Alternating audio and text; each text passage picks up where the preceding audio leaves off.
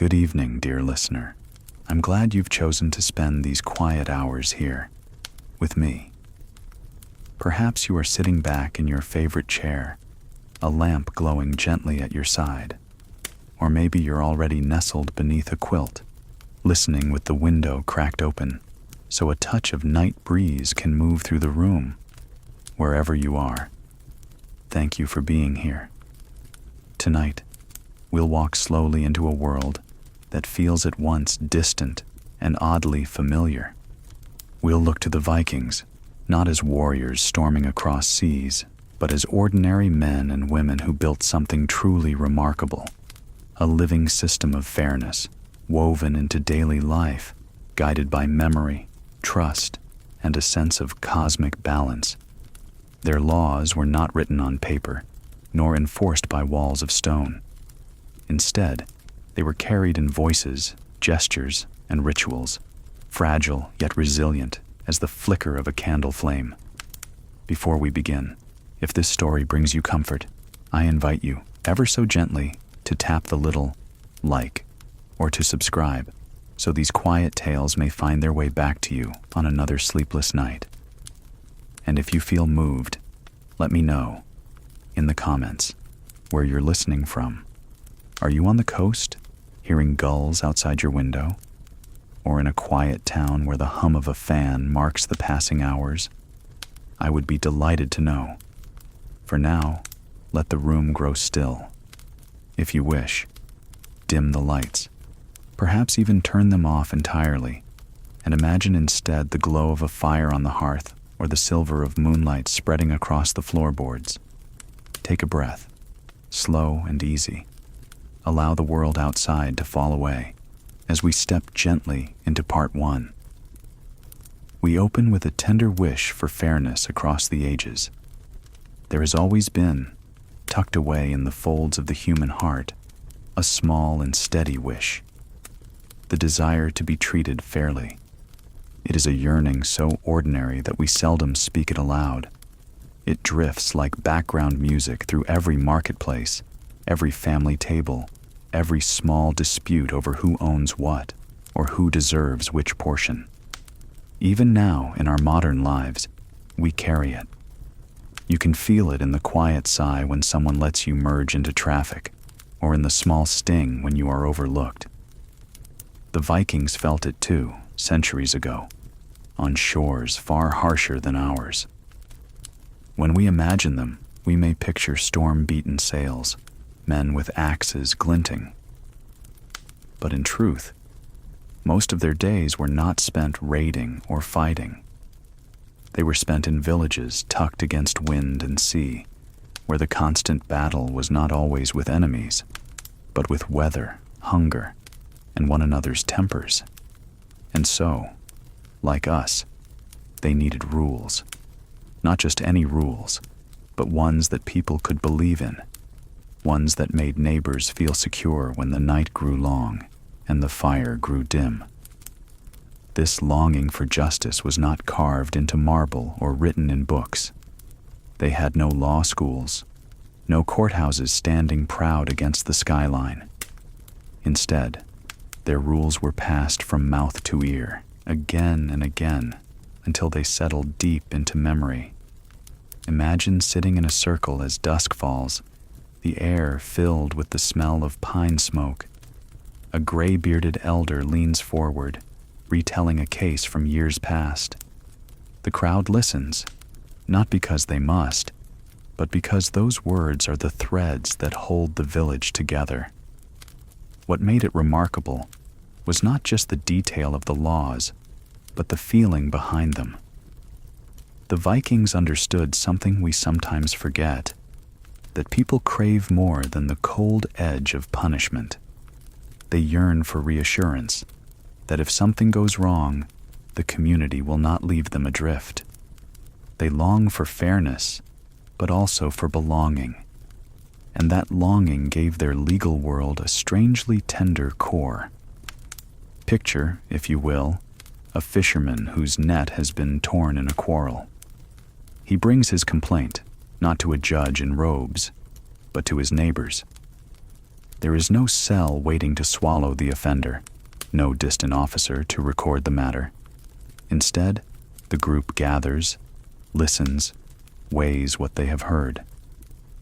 The fisherman's dignity rests not on legal documents, but on the voices of those around him. And though the outcome might be a payment in silver, or a promise sworn before all, the deeper gift is this: he is seen. His pain is acknowledged. His longing for fairness is gently met. Yet, here lies the quiet shock. The system was fragile. It depended not on stone walls, but on memory, trust, and reputation. A single lie, repeated often enough, could poison it. A single proud man, refusing to yield, could pull families into feud. There were no iron bars to restrain such storms.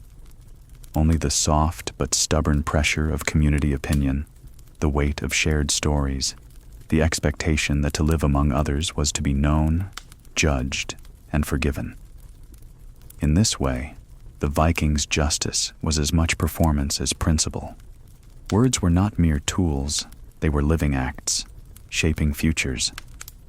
To speak falsely under oath was not only dishonor, it was cosmic danger, thought to unsettle the balance of the world itself. Imagine that. A society where words, breathed in the night air, carried more binding power than chains. It seems almost fragile to us, yet it held them together for centuries. And so, beneath the clangor of raids and the legends of ships cutting across gray seas, there runs a quieter truth. Viking law was born from longing, the longing to be treated fairly, to trust one's neighbor, to believe that when disputes arose, they would not tear the village apart. It was not perfect, no law ever is, but in its tender simplicity, it answered something timeless in the human heart.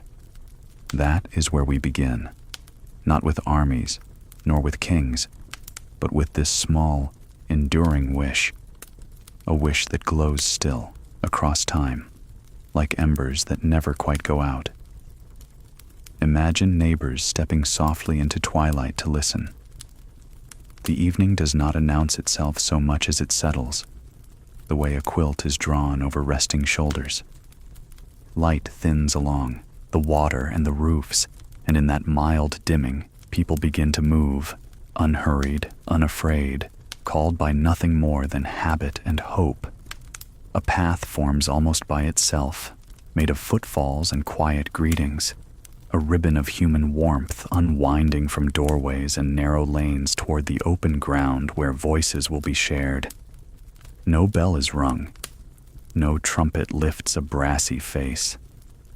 The invitation is older than instruments.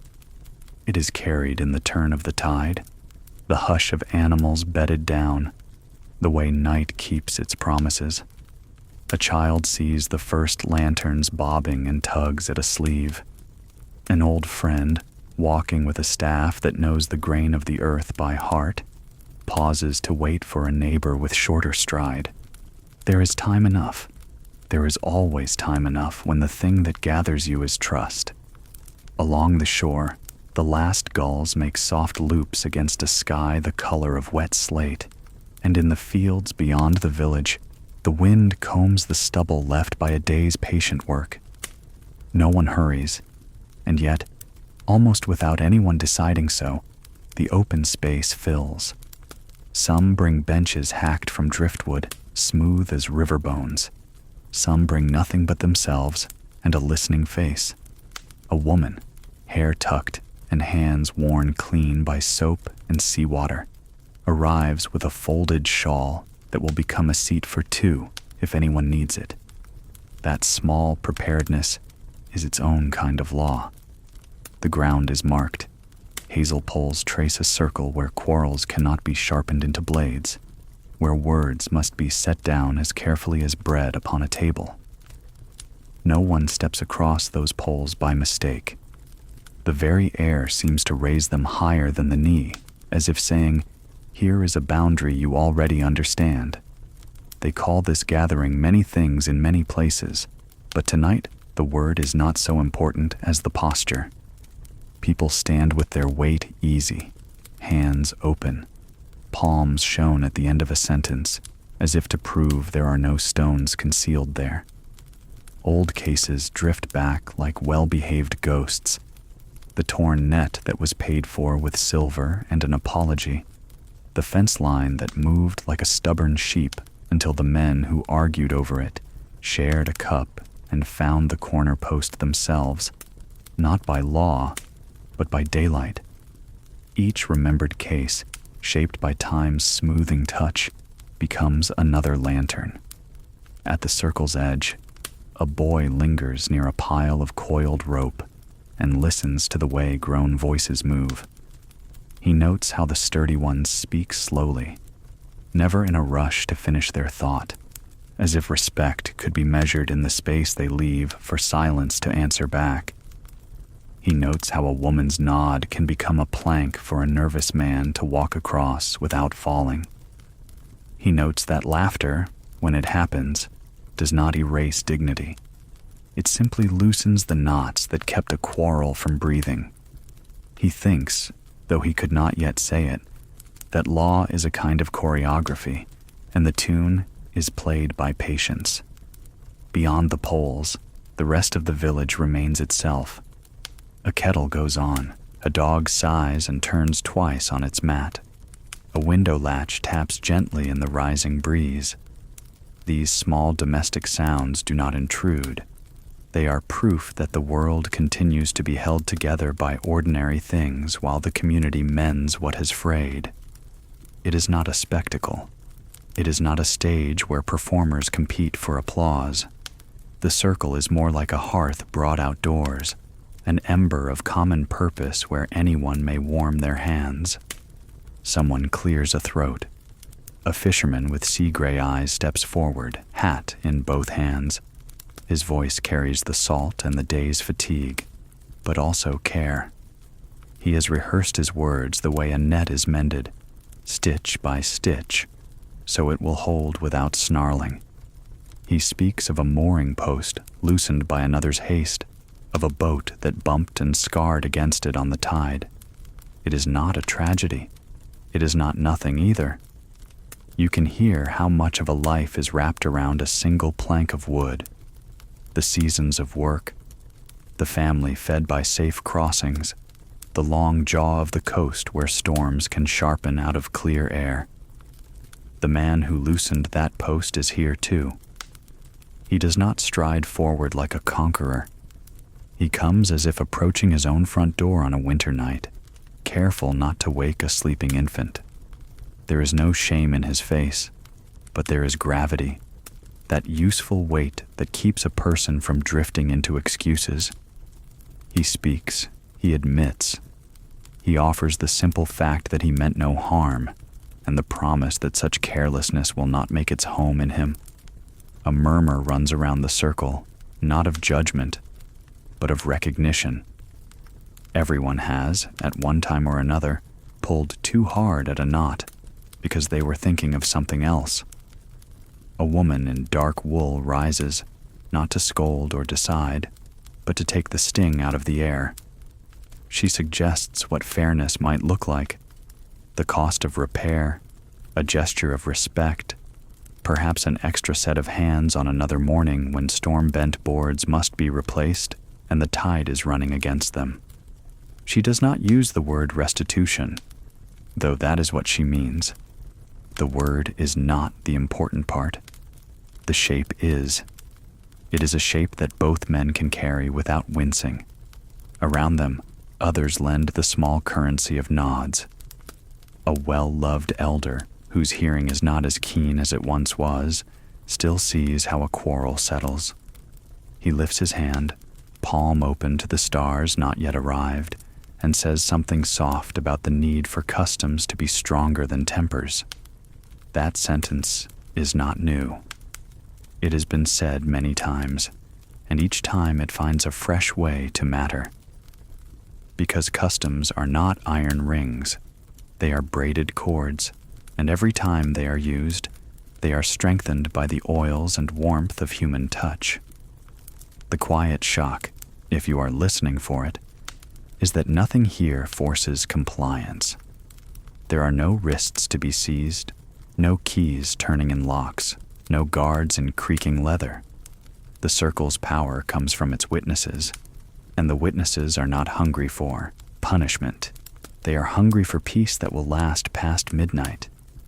They do not cheer when agreement is reached. They breathe out.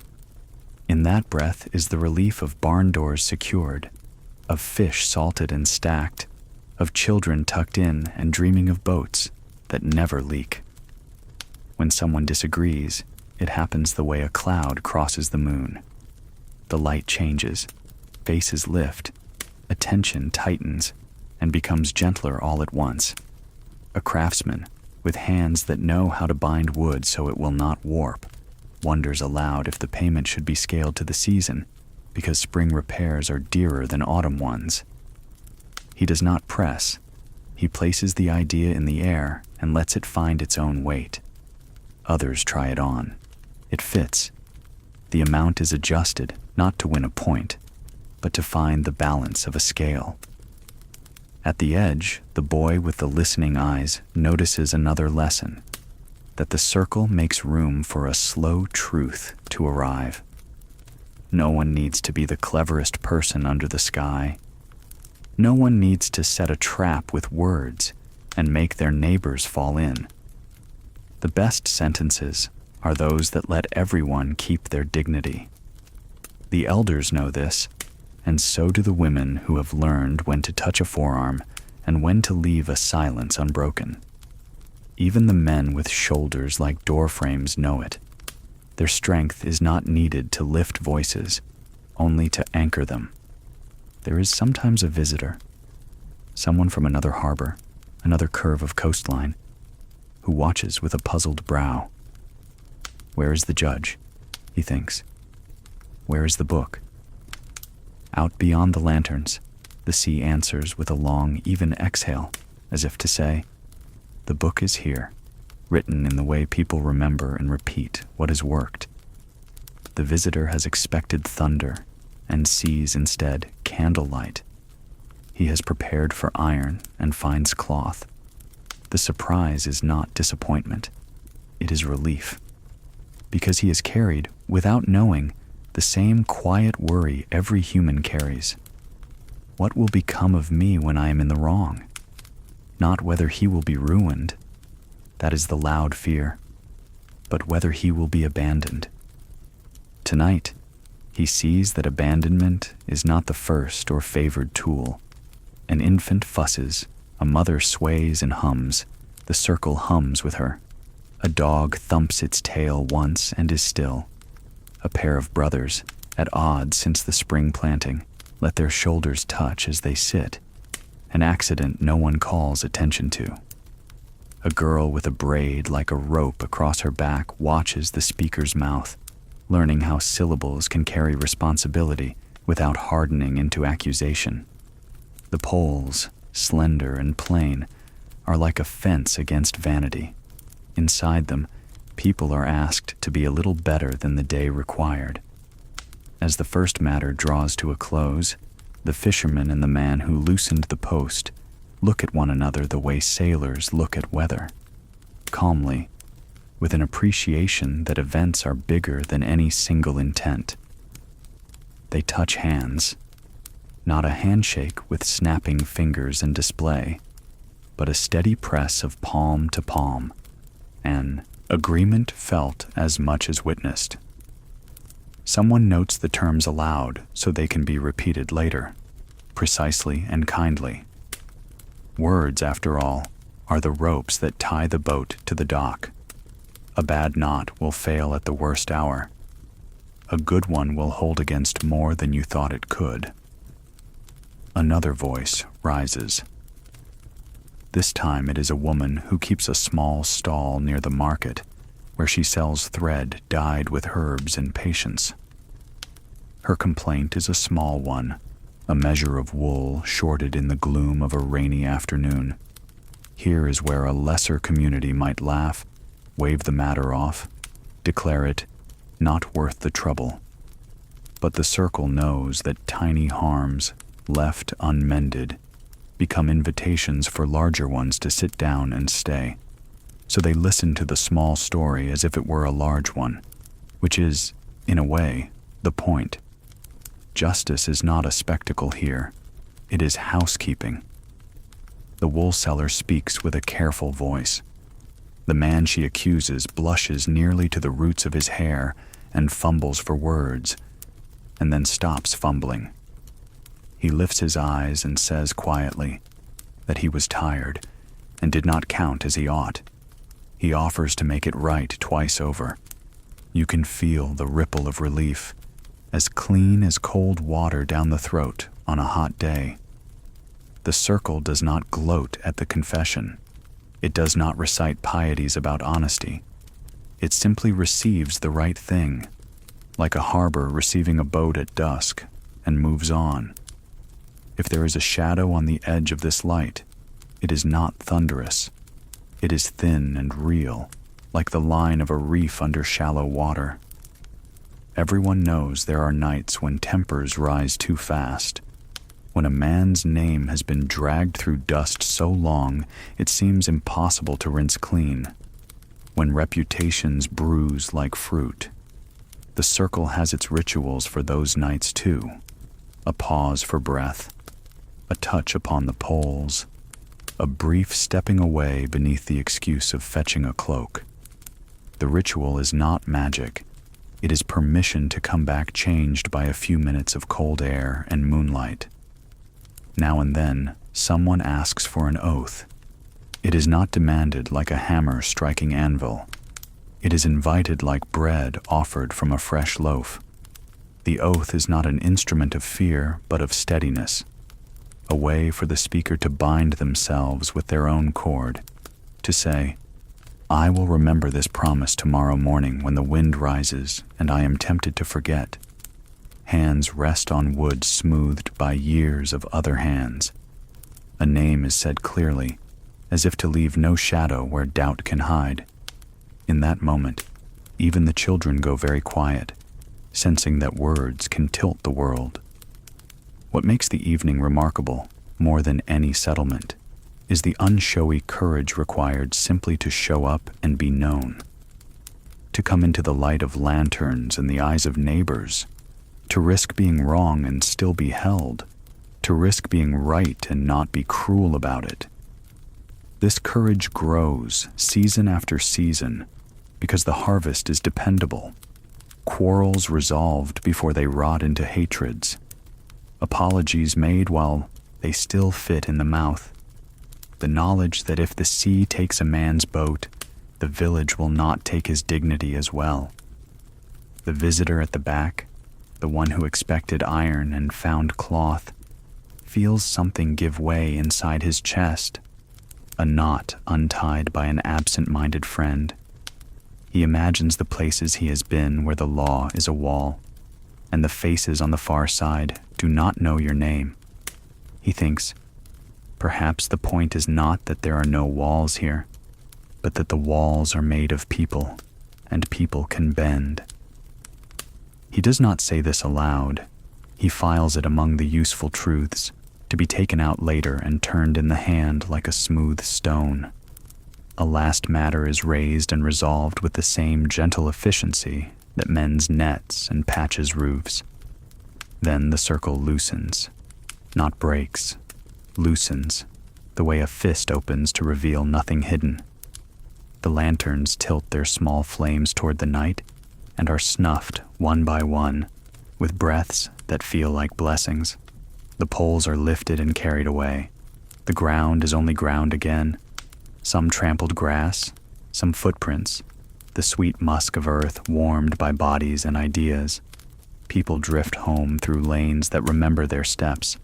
Windows receive them. Doors close softly. From somewhere, a song begins, not a grand one, a working song that has forgotten it was ever meant to do more than make a task pass quickly. The boy who watched everything touches the circle's faint imprint with the toe of his boot and smiles as if he's found a secret map. He has. It leads nowhere glamorous, only back to this place, again and again. which is the miracle. If you stood where the poles had stood and listened, you would hear almost nothing. A dog, finally sleeping. A shutter setting its small argument with the wind aside. The tide reaching up and then stepping back like a polite guest. Yet in that quiet, something enormous has happened. Neighbors have entrusted themselves to one another without a single iron lock, and the village is safer than it was before sunset. No decree could make them kinder in the morning. But this gathering, this evening invitation accepted and fulfilled, has reminded them that kindness is not a stranger here. It has a seat kept for it, and warm hands to lead it home when it's late. Tomorrow the same chores will appear. The same weather will take a new mood. The same human hearts will go about their work, strong, fallible, hoping not to break anything that cannot be repaired. The circle will not be needed in the morning, nor at noon. But it is there in the air and the memory, like a lantern hung on a nail by the door, ready to be lifted when dusk comes again. That is enough tonight. That is more than enough. The rhythm of harbors and fields frames the laws of living. Morning along the northern coast does not burst into life. It seeps in like water through moss. The first color is a pale gray stretched thinly across the sea, and only then does the sky remember to soften into blue. The village stirs, not because bells command it, but because roosters clear their throats and boats clink gently against worn timbers. The day's work begins as it has for generations, with nets, with fields, with the steady rhythm of ordinary survival. And it is here, in this unremarkable rhythm, that law is born and carried. A man shakes the frost from a coil of rope. His hands are stiff, but they know the pattern by heart.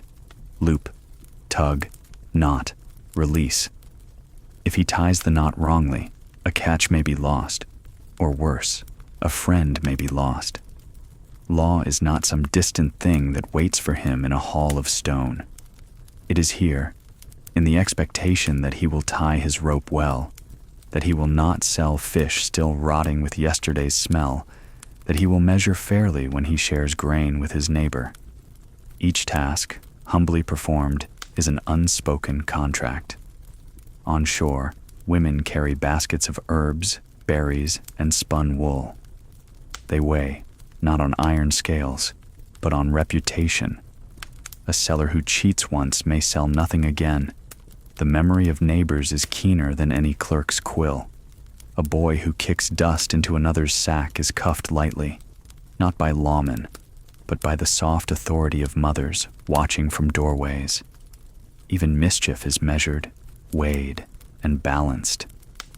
Children learn, almost without realizing, that to live among others is to live watched, remembered, and woven into the tapestry of judgment.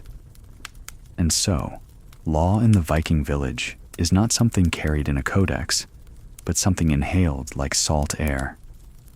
Every glance exchanged at the market stall is a clause. Every nod across the field is an oath. When a man borrows a plow, he borrows also the faith that he will return it clean and sharp. If he fails, there will be no sheriff pounding at his door. Only the slow, cold turning of backs, the drying up of goodwill, the silence that can starve harder than hunger. The harbor, too, teaches its lessons.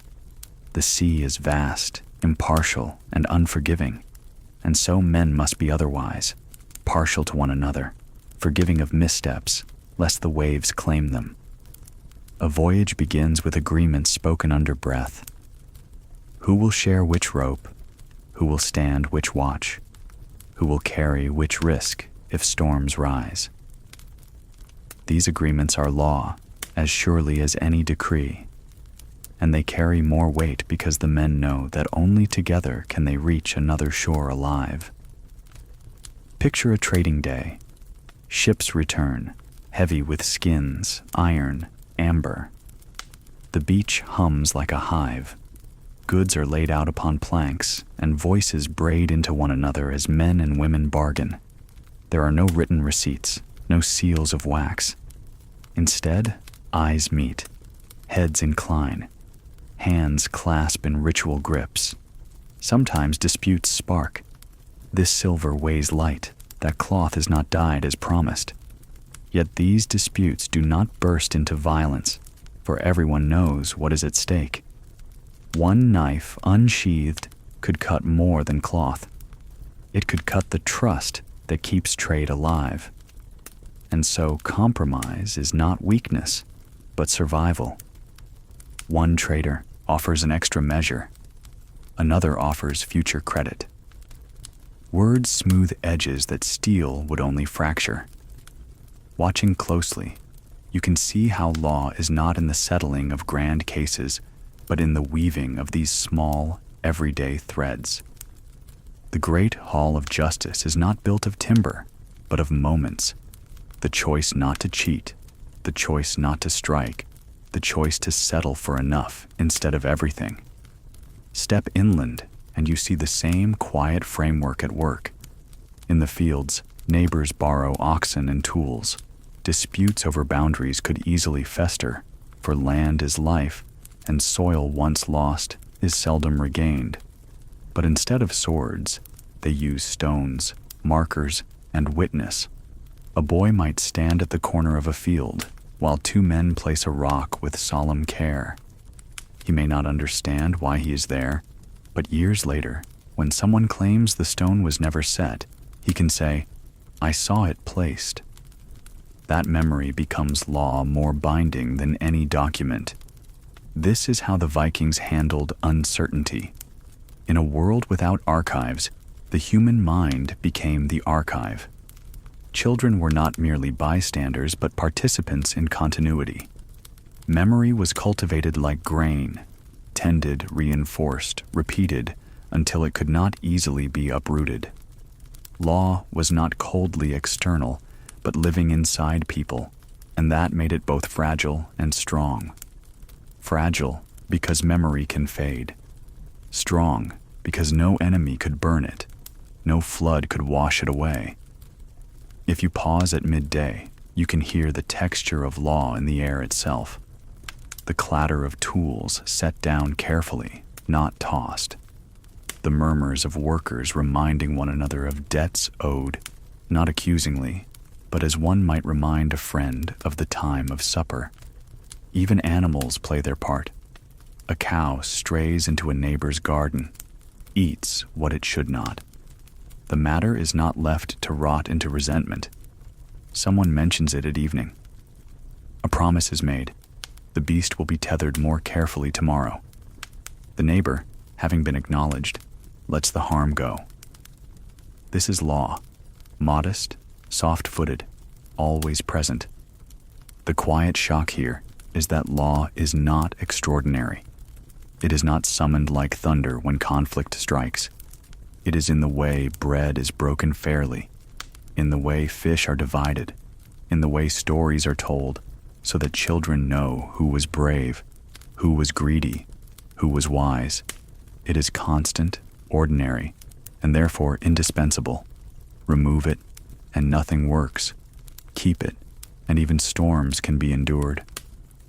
Toward evening, when tools are set aside and the harbor glows with last light, families gather. Stories are shared about distant travels, about bargains struck, about small disputes resolved. Children laugh, women hum, men lean back on their elbows and listen. Law is not mentioned as such, yet it hums beneath every word, a bass note you can feel in your chest, even when no one names it. Imagine an elder clearing his throat to tell again of the year when two cousins quarreled over grazing rights and nearly drew steel. The tale is told not with scolding, but with gentle humor. How one cousin's sheep proved wiser than either man, wandering into the field that was least disputed, teaching both where the true boundary lay. Laughter follows, but the lesson holds. The story itself becomes precedent, shaping future choices without ink, without decree, In this way, the shore and the field are classrooms. They teach not through lectures, but through repetition, habit, example. Law is less like a sword drawn at need, more like the tide, always moving, shaping, smoothing. And just as the tide never fails, so the people, in their flawed yet earnest way, return to fairness again and again, like boats guided back to harbor by stars. This is the fabric of daily life. Ordinary acts woven so tightly with justice that one cannot tell where survival ends and law begins. To live by the shore, to till the soil, to trade in the market, is to breathe in rules as naturally as air. And in that ordinariness lies the genius, that justice does not need to be loud to be lasting. Some walls are not built of stone, but of silence. Evening falls differently in the north. The air grows thick, not with sound, but with pauses. Between the hammer strikes in the shipyard, there is a hush. Between the laughter of children playing tag on the meadow path, a stillness lingers. It is in those still places that you begin to feel the weight of barriers, unspoken, unmapped, yet as real as any wall. Every community has them. The Vikings, for all their ships and wide horizons, knew well that life was not simply freedom. Freedom rubbed against boundary, and that friction was law's raw material. These boundaries were rarely announced. They were absorbed, like the shape of a shoreline, like the knowledge that waves stop where sand begins. A man might fish the same inlet his father did, but he knew, without needing to be told, that beyond the headland, another family claimed the right to cast their nets. No signposts marked it, no parchment drew the line. It was the silent barrier of memory, of expectation, of the knowledge that stepping past it would not bring the clash of swords at once, but the slower, more dangerous rot of resentment. Resentment, left untended, grows heavier than any chain. And so, the people avoided provoking it. A boy dared once to graze his goats too far along the valley. He came back not with bruises, but with silence. The kind of silence that greeted him at market. The kind of silence that told his family they would sell no cheese until apology was made. No one raised a hand against him, yet he carried home a punishment heavier than blows. That is the curious strength of unspoken law. It requires no courtroom, no audience. It enforces itself by shaping how neighbors breathe around each other. A woman may stand at her doorway, arms folded, saying nothing, but the weight of her silence is as decisive as a judge's gavel. Children feel it too. They learn early which lanes are safe, which thresholds may not be crossed, which jokes fall cold upon the air. And yet, these barriers, though unspoken, were not purely cruel. They protected as much as they limited. Imagine a family living by the forest edge. Their rights to gather timber are invisible to the eye, but everyone knows them. This knowing shields them. No stronger family from the next valley can simply appear with axes and strip the woods bare. To cross that invisible line would be to declare oneself an outlaw, cut loose from all bonds of trust. The community's silence would close like a curtain around the offender, and he would find himself alone in a world where no one dares to live alone. The silent barriers extended even to words. Some things could not be spoken without consequence. A careless insult, even half in jest, could demand restitution. A man who called another coward in front of witnesses did more than bruise pride. He cracked the foundation of trust on which the accused stood. To repair that crack might cost livestock, silver, or long evenings of careful reconciliation. In this sense, words themselves were bounded territory, and stepping carelessly across them could be as costly as trespassing on fields. Silence was both shield and snare. A woman who wished to leave her husband could not simply say, "I go." She had to know the proper words, the proper time, the witnesses who would carry her claim into the weave of community memory. Without them, her voice might vanish like smoke, but with them, her decision had force enough to reshape lives. The boundary here was not physical. It was procedural, ritualized, guarded by the community's expectation that things be done properly, in rhythm with tradition. If you listen closely, you can almost hear how the people carried these barriers in their bodies. They stepped carefully when walking near another family's fence line. They lowered their voices when telling stories about old disputes. They chose their words as though each syllable might set loose ripples across the pond of memory. No guard patrolled these choices. No chief demanded them. The barriers lived within the people themselves. The strangeness, to our ears, is that these invisible boundaries often carried more weight than visible ones. A fence can be broken, a wall torn down, but silence, once cast, can spread like fog through every conversation, every glance, until the offender is suffocated. Exile might be declared with ritual words, but more often it began with nothing more than the absence of words. A man who found no one greeting him at market, no one calling his name at the docks, no one looking him in the eye, he was already half an outlaw. Consider how law, in such a world, became less about punishing crime and more about tending to wounds of silence before they grew fatal. The thing, that great assembly, did not gather only to pronounce verdicts. It gathered to bring speech back where silence had become unbearable.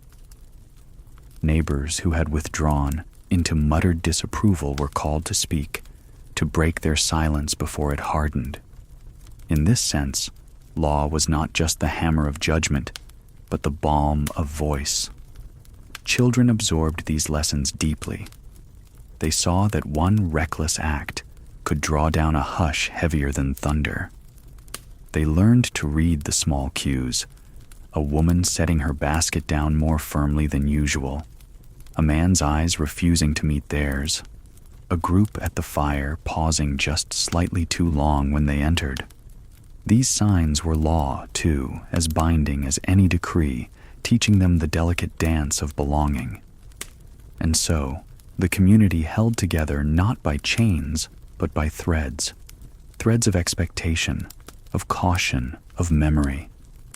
To walk through a Viking village was to move through a web spun of silences and permissions, where each step was guided by the invisible consent of others. To violate that consent was not only to risk punishment, but to risk losing the air of community itself. It is easy to imagine law as thunder, declarations shouted, swords drawn, punishments carried out. But in truth, the most powerful laws were whispers. They told you where not to step, what not to say, when not to laugh. They shaped daily life as firmly as walls, yet with far less noise. And in that quiet lay both safety and peril. The shock for us is how much weight people gave to what was never spoken aloud. Today, we think of law as the words on paper, signed and sealed. But for the Vikings, the unsaid could be louder than the said. It was silence that turned neighbor into stranger. Silence that warned you away from danger. Silence that could cut deeper than a blade. As night deepens in the village, you can almost feel these barriers humming in the stillness. Fires burn low, children curl against their mothers, and outside the circle of warmth lies the dark, full of dangers, yes, but also full of those unspoken lines that keep order intact. Within them, there is safety. Cross them, and even the strongest warrior may find himself lost. Sometimes the clearest mirror of ourselves is found in another's story. there is a peculiar comfort in recognizing one's own struggles reflected in the lives of others. For the Vikings, who lived in scattered villages between sea and forest, these reflections often arrived through stories, through the steady eyes of neighbors, and through the voices that carried echoes of their own choices. On long winter nights, when the wind pressed hard against wooden walls and the fire snapped impatiently, families would sit close together, not simply to share warmth, but to share memory. One would begin a tale, not of gods or distant lands, but of someone from the next fjord over, or perhaps a great-grandfather whose decisions had shaped the family's fortune. These stories were not entertainment alone. They were mirrors held up before the listeners, quiet reminders of what could become of them.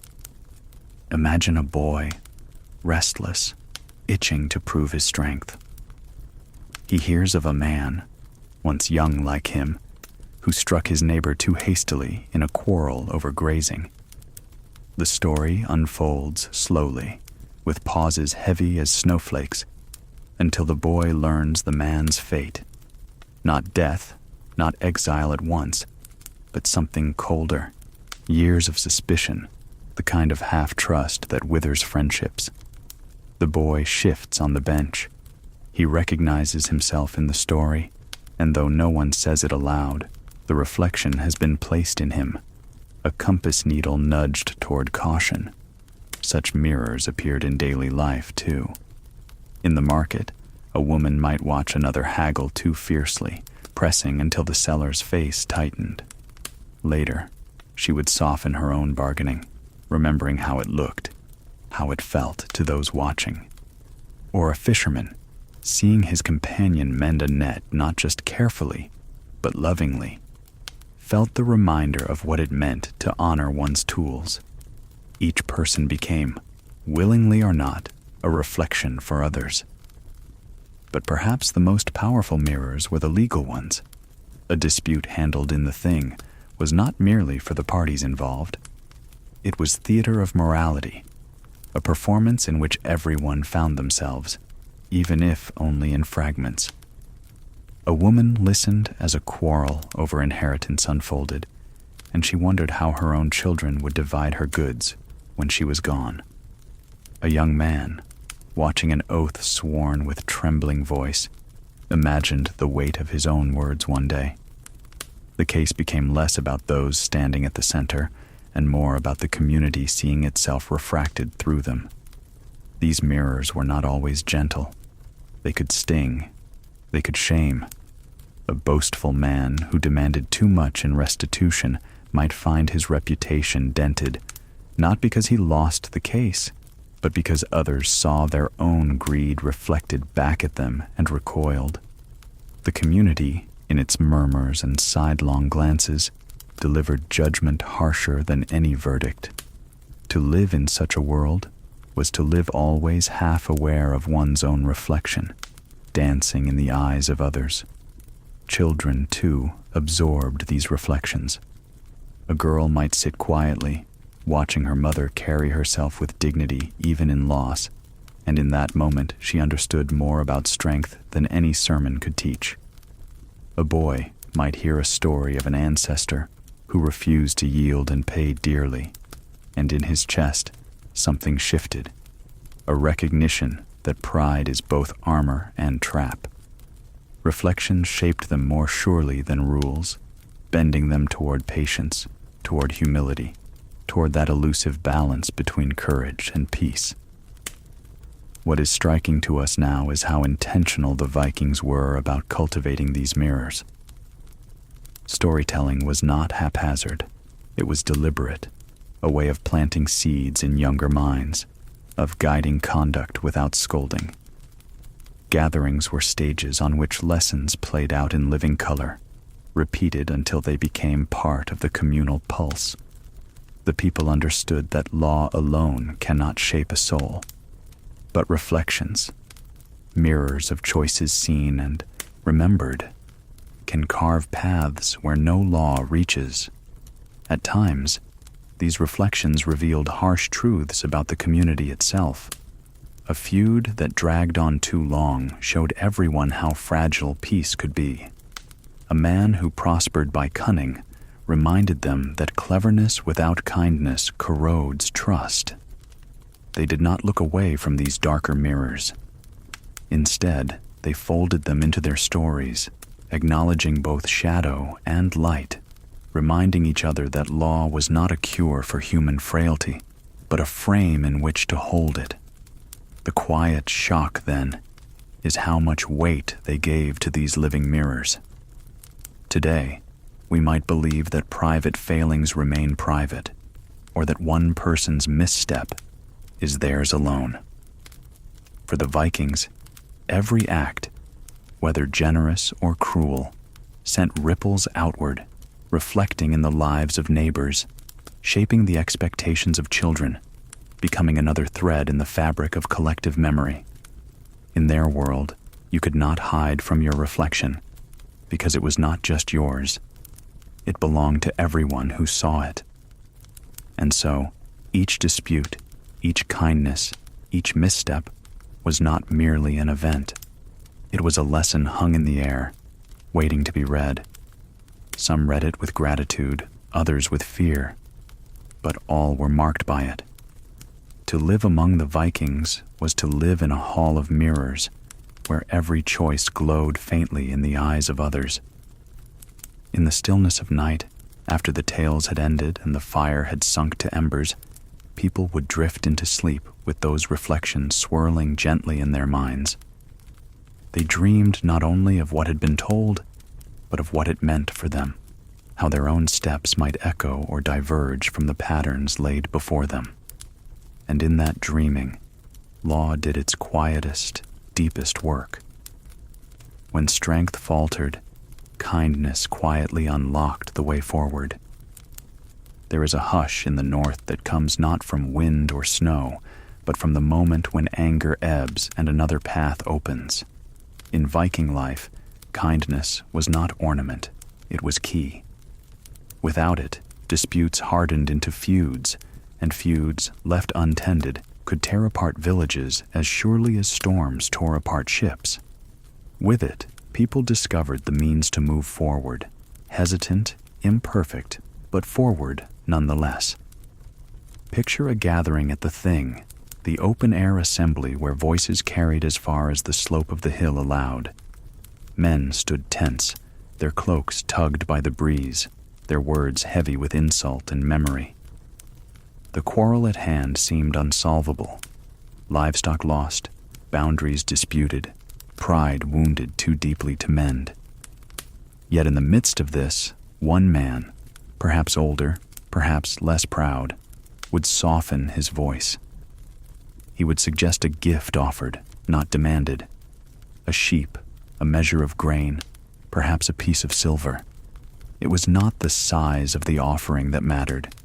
It was the gesture, the signal that someone was willing to let pride bend so that peace might not break. The others would murmur, some skeptical, others relieved. Slowly, the tension would ease. Neighbors who had braced for violence would feel the air loosen. This was kindness at work, not the sentimental kind we think of today, but a practical, muscular kindness that held communities together. To forgive a debt, to accept an apology, to yield a portion of land. These were not small acts. They were keys slipped into locks of bitterness, turning disputes into agreements. What surprises us now is how seriously they treated such acts. To give up something in kindness was not weakness, it was wisdom. People knew that a single feud could spill across generations, poisoning marriages, alliances, and trade. To end it with generosity was to save not just oneself, but the unborn children who might otherwise inherit the quarrel. Kindness, in this sense, was legacy. Children learned this in ways both subtle and clear. A boy might watch his father accept fewer cattle than he believed he deserved, puzzling over why pride was set aside.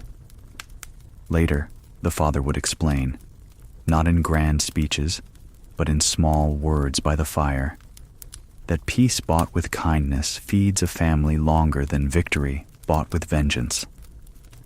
The boy, hearing this, absorbed the lesson like smoke into his hair, carrying it forward. Kindness lived also in everyday exchanges. A fisherman returned late, his catch thin. A neighbor, having pulled in plenty, shared without being asked. There was no record kept, no tally in ink. The memory itself was enough. Months later, when roles reversed, the gesture was repeated. The key turned once more, unlocking trust, binding neighbors more firmly than law alone could. There is a quiet shock in realizing how fragile their world was without such keys. Without kindness, the rules could only do so much. Silence, shame, and pride all had their place, but none could soften hearts once hardened. Law could name restitution, but it could not heal the private wound of humiliation. Kindness, though, could bridge the gap. It entered where law stopped, soothing, smoothing, making it possible to live together again. Consider the role of women in this work. Often, when men stood locked in quarrel, it was the women, wives, sisters, mothers, who urged gestures of kindness. They reminded their kin of old friendships, of children who played together, of marriages that might yet be arranged. Their words were not dismissed as weakness. They were heeded, for everyone knew that women carried memory differently. They remembered births, meals shared, illnesses tended. Their appeals to kindness were rooted not in argument, but in lived connection. In this way, women turned keys unseen by men, unlocking peace in corners where steel could only shatter. Kindness also shaped how justice itself was remembered. Stories of generosity lingered long in the community, often told with greater admiration than stories of conquest. A man who forgave a debt or sheltered an enemy in time of hunger was honored in tales around the hearth. His name might be carried forward not as one who triumphed, but as one who gave. And so, the community quietly taught itself that greatness was measured not only in strength, but in the gentleness that made strength bearable. Children absorbed these stories deeply. A girl might hear how her grandfather accepted insult without striking back, and though at first she frowned, later she understood. His kindness had prevented years of quarrel. She would carry that lesson into her own dealings, choosing to soften rather than sharpen. In this way, kindness became not just key but seed, planted again and again across generations. Of course, kindness was not infinite. There were times when generosity was scorned, when gestures were rejected. But even then, the attempt left its mark. The community remembered who had offered the key, even if the lock refused to turn. That memory carried weight, softening future encounters, reminding others that another path remained possible. If you imagine now the long northern twilight, you can see kindness at work as clearly as the glow of coals in the hearth. It was the warmth that kept people close when the world outside was cold. It was the light that guided them through disputes too tangled for rules alone. Without it, the fabric would have torn beyond repair. With it, they found ways to keep weaving, thread by thread. The loudest moments in Viking life were often spoken in whispers. There comes a moment in every tale when the air itself seems to pause. No gull cries, no dog barks, no pot clatters. All ears lean toward a single point, and even the fire seems to hold its breath. For the Vikings, such moments did not always arrive in battle, as we are so often told in songs and films.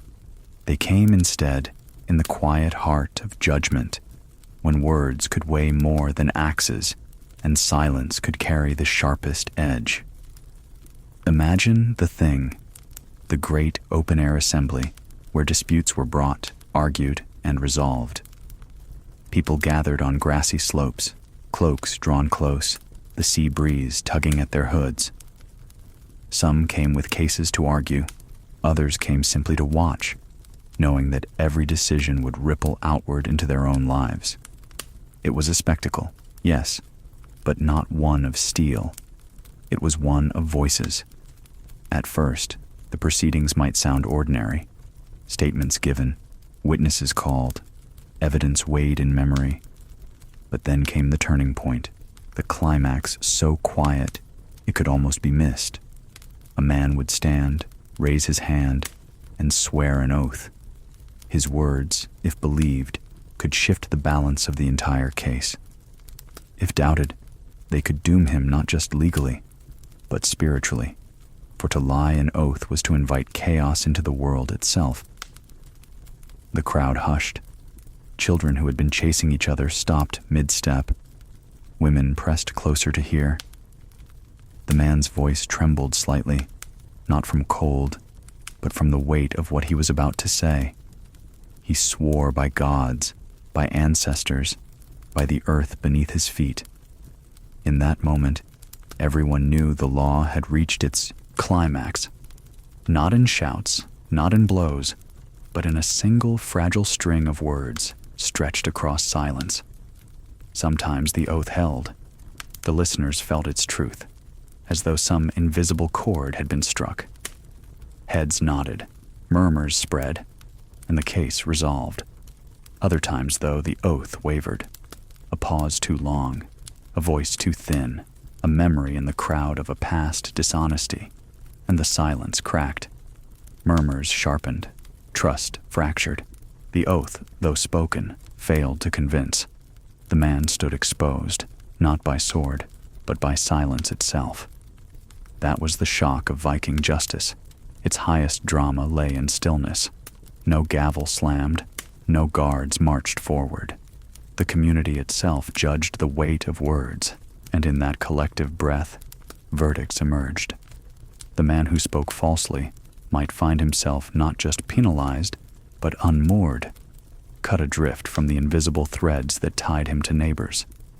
In a world without prisons, that was punishment enough.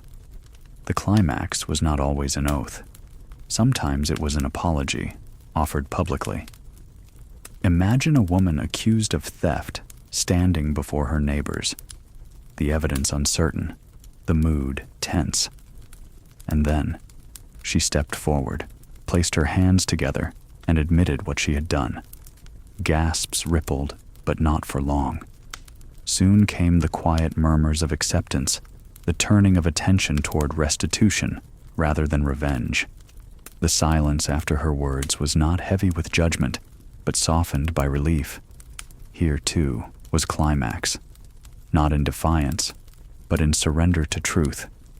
Even feuds, fierce and long-burning, could end in such quiet climaxes. Two families, blood between them, might stand opposite one another, every muscle taut. And then, without warning, one side would lay down weapons, extend an offering, silver, livestock, a son's hand in marriage. For a moment, the crowd stood frozen. The silence that followed was as tense as any battlefield pause. But when acceptance came, when hands clasped, the hush broke into collective exhale. The community had witnessed something rarer than victory: peace. The children who saw these moments never forgot them. They remembered the stillness, the held breath, the way the entire world seemed balanced on a single word or gesture. In their bones, they learned that law was not just a matter of who shouted loudest or struck hardest. It was about who could stand steady in the silence, whose words rang truest when all else fell quiet. It is tempting to think of climax as noise, as spectacle. But for the Vikings, the most enduring climaxes were those that left the air ringing not with sound, but with meaning. A hush that lingered long after the words were spoken, a silence that carried more weight than thunder. And here lies the quiet shock that in a society often remembered for blood and noise, the most decisive moments came in restraint, in stillness, in the fragile tremor of words believed or doubted. It reminds us that power is not always the clash of iron. Sometimes it is the pause before a voice, the way a crowd listens, the way silence itself becomes the stage upon which truth is decided. So the next time you picture Vikings, do not see only the storm of battle. See also the gathering hush, the bent heads, the trembling voice of one who swears an oath. That is where the true climax lies. Quiet, profound, unshakable. Every community is built not only on gain, but on the quiet willingness to lose. In the northern lands where survival was never guaranteed, the people understood something we often resist, that justice, like life itself, demanded sacrifice. Sometimes it was small, a portion of grain given, a piece of silver surrendered, a prideful word swallowed. Sometimes it was far greater, cutting into the marrow of a family's fortune or reshaping its destiny for generations. Yet the Vikings accepted these sacrifices not only as burdens, but as threads in the weave of fairness that held their world together. Imagine a man whose ox had wandered and trampled a neighbor's field. The harvest ruined, tempers ran high. He could deny it, protest that the beast had strayed of its own will. But the community expected more. They expected him to bear the cost, even if it meant hunger for his own household. And so, he gave up grain or livestock or the little silver stored in a carved chest. The sacrifice stung, but in yielding, he restored balance. His neighbor's anger cooled, and the invisible fabric of trust tightened again. This willingness to lose for the sake of peace was not weakness. It was recognition of something larger than oneself. To refuse sacrifice was to risk feud, and feud was a storm no one could afford. A quarrel left to fester could consume families, pull in allies, bleed into trade, and unsettle the entire village. Better to pay a heavy price once than to live in endless suspicion and simmering rage. There were sacrifices of reputation, too. At the Thing, when disputes grew tangled, sometimes the wisest course was to admit fault openly, to say before neighbors, "I was wrong," stripped a person bare. But that act of humility was itself a kind of offering, a gift to the community that said, "Peace matters more than pride." Those who made such confessions were not always shamed. Often they were admired for their courage to place the whole above the self. Women bore sacrifices differently, yet no less profoundly. A wife might give up jewelry inherited from her mother to settle a debt. A mother might arrange a marriage for her daughter, not solely from love, but to mend a rift between families. These decisions cut deep, yet they carried the understanding that the sacrifice of one could mean safety and stability for many. In their quiet endurance, women embodied a form of sacrifice that the community recognized, even if not always celebrated. Children, too, felt the weight of sacrifice. A boy might surrender a prized colt, a girl the silver brooch she had dreamed of wearing. Parents taught them early that to give up for the sake of harmony was not loss, but contribution. Around the fire, stories reinforced this truth. Heroes who gave their treasures to spare their kin, women who chose peace over vengeance, men who accepted loss so that future generations might prosper. Each tale was a reminder that sacrifice, though painful, was sacred. And yet, the shock for us today is how openly they embraced the cost. In our world, we often think of justice as something that should come without personal loss, as though fairness requires no sacrifice. For the Vikings, the opposite was true.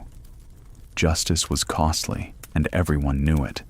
That cost gave it meaning. When restitution was paid, when silver changed hands, when pride was swallowed, the act carried weight precisely because it hurt. Without sacrifice, law was hollow. With it, law became binding. Consider, too, the sacrifices made by leaders. Chieftains were expected to host feasts, to give more than they took, to distribute wealth until their own halls grew bare. Their generosity was not mere show, it was obligation. A leader who hoarded riches lost loyalty. A leader who sacrificed comfort for the good of his people was remembered long after his bones were laid in the earth. Leadership was less about commanding than about giving away, often until little remained. This culture of sacrifice wove itself into rituals as well. At weddings, gifts were exchanged not for personal gain, but to bind families together. At funerals, treasures were laid with the dead, surrendered to earth and sea in acknowledgement that life itself demanded offering. Even the gods were approached with gifts, animal, silver, sometimes even blood, to maintain harmony between human and divine. Every layer of life echoed the same truth. Nothing lasting comes without cost. There were, of course, times when sacrifice felt unbearable.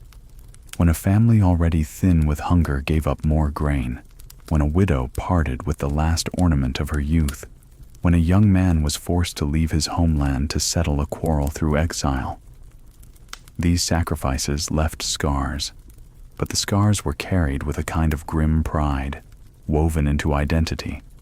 To suffer for justice was to stand inside the larger story of the community, and stories, once told and retold, softened pain into meaning. The silent climax of many disputes lay in that final moment when someone yielded, when silver left a hand, when a prized cow was led away, when a man stepped down from a claim he might once have defended with steel. The crowd would watch, hushed. Some felt pity, others relief. But all knew balance had been restored. The sacrifice, though heavy, had unlocked peace. This too the children remembered. They saw that fairness was not free. They grew up knowing that to belong meant to give, sometimes more than felt fair. And they learned that such giving was not loss alone, but a way of strengthening the invisible bonds that allowed everyone to endure another winter, another voyage, another generation. The Vikings remind us, in their quiet way, that justice is not a bargain struck to leave all parties satisfied. It is a covenant written in sacrifice, where someone always gives more than they wish, yet in giving secures a peace that no wealth can buy. True strength was not the blow that landed, but the quiet way a people endured. When we speak of resilience, we often imagine it as hardness, steel that does not bend, stone that does not crack. Yet the Vikings, living at the edge of storms and seas, knew resilience differently.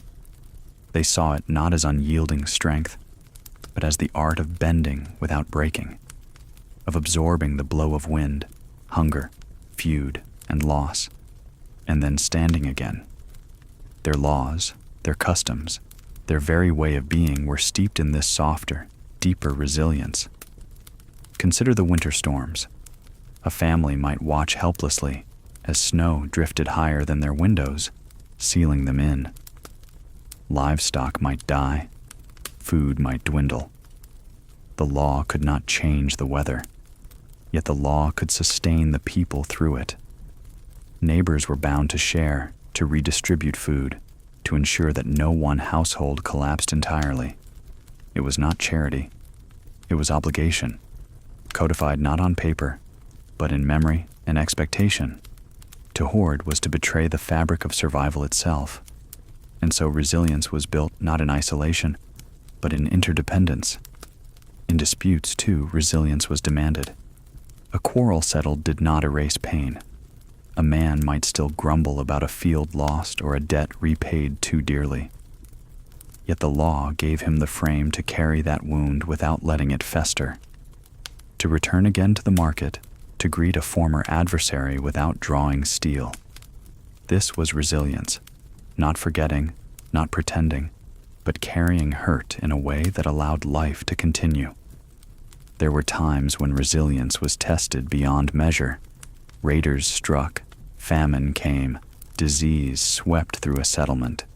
The rules were strained, people bent under grief. Yet again and again, communities rebuilt. Marriages were arranged to heal gaps, debts forgiven to restart trade, oaths sworn anew to bind survivors together. It was not a single act, but a pattern. Resilience as ritual, as expectation, as the very rhythm of survival. Children learned resilience in small doses. A boy who lost a game was taught not to sulk, but to laugh it off, reminded that pride could be carried lightly. A girl who broke a tool was shown how to repair it patiently, her hands guided until the lesson sank deeper than words. These were seeds of resilience planted long before life's greater storms arrived. And when those storms did come, when fathers were lost at sea, when mothers fell ill, the children, now grown, found in themselves a capacity to bend, not to shatter. In The Thing, resilience took shape in procedures designed to prevent collapse. If a feud threatened to spiral, mediators stepped in. If one family suffered ruin, others contributed. These measures were not glamorous. They did not prevent loss, but they did prevent despair from becoming destruction. That was resilience, not the absence of suffering, but the presence of ways to live through it. There is a quiet shock in recognizing how fragile their world was.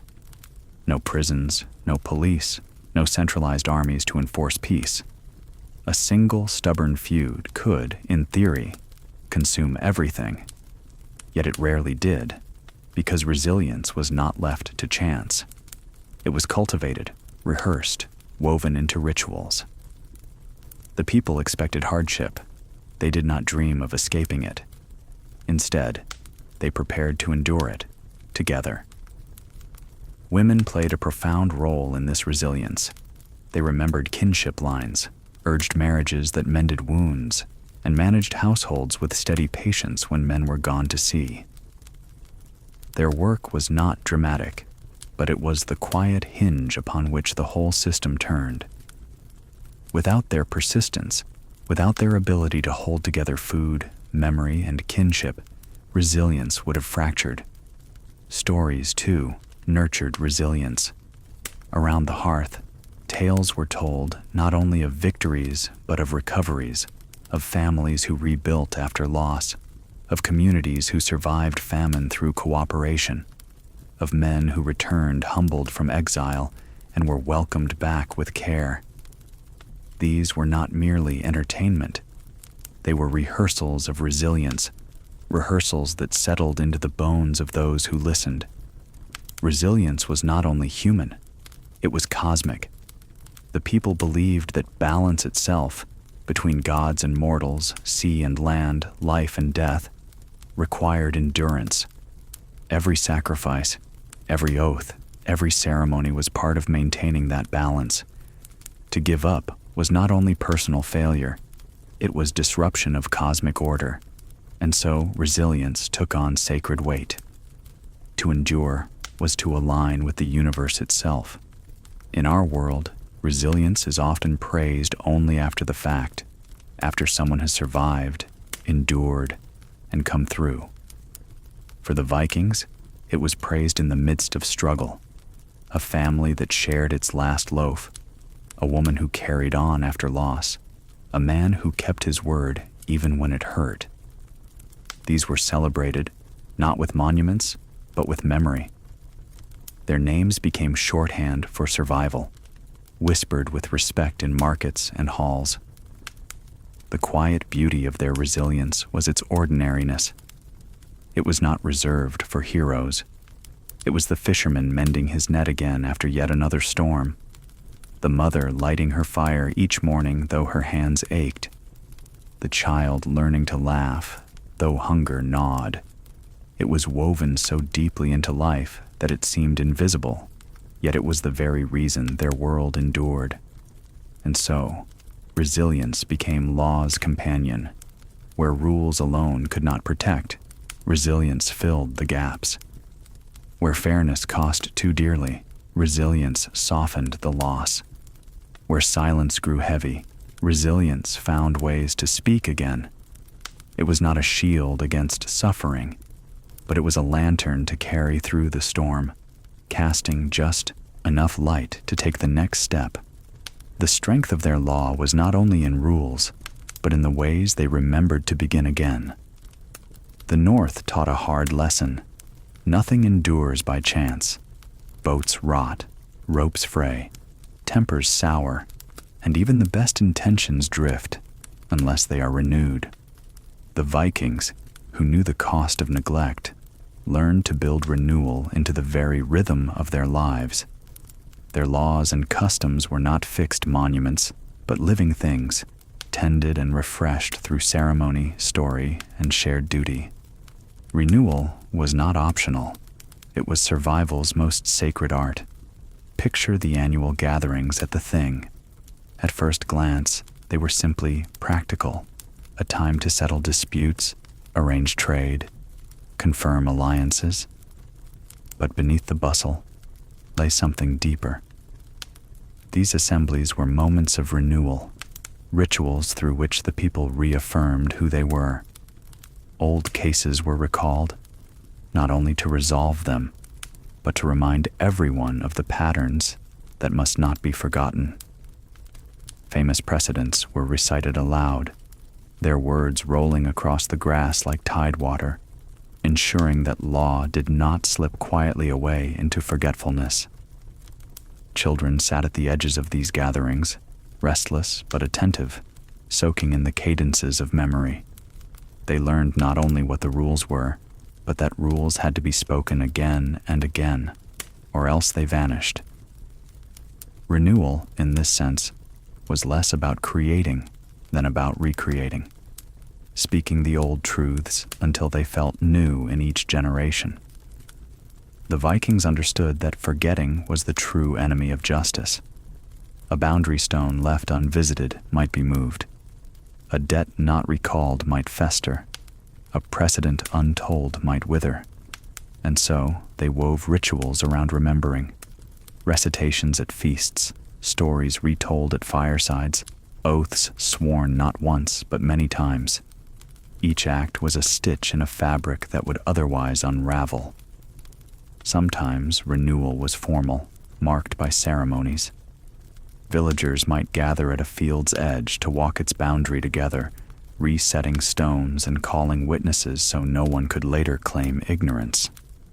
At sea, captains and crews might repeat agreements before each voyage, not because they had forgotten, but because repetition itself renewed the bond.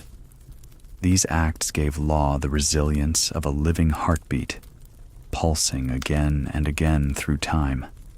Other times, renewal came quietly. A mother reminded her son of a story she had told a dozen times before, of the uncle who lost his honor through dishonesty. He sighed, having heard it before, but still, the telling mattered. Memory, like fire, must be fed regularly. Without such feeding, it flickered and died. There was a quiet shock in realizing how deliberate this was. To us, law feels fixed, written down, archived in books and guarded by institutions. To the Vikings, it was fragile, as easily lost as breath in the wind. Renewal was the safeguard. By constantly refreshing memory, they made law durable even without paper or parchment. What seems primitive to us was, in truth, profoundly sophisticated. They had invented a system of living memory, renewed through ritual, that kept justice alive for centuries. Renewal was not only legal, but spiritual. Offerings to the gods were less about appeasing wrath than about refreshing the bond between human and divine. A community might sacrifice a goat, not because the gods had forgotten them, but because people needed to remember their own dependence. Renewal anchored them to cosmic order, reminding them that law was more than dispute. It was harmony between worlds. Feasts, too, were rituals of renewal. Leaders gave generously, families shared dishes, songs were sung not once, but yearly. These were not idle entertainments. They were resets of trust. A man who sat at another's table year after year felt bound to him in ways no contract could enforce. Hospitality itself was law renewed in bread and ale. Children were taught the importance of these patterns.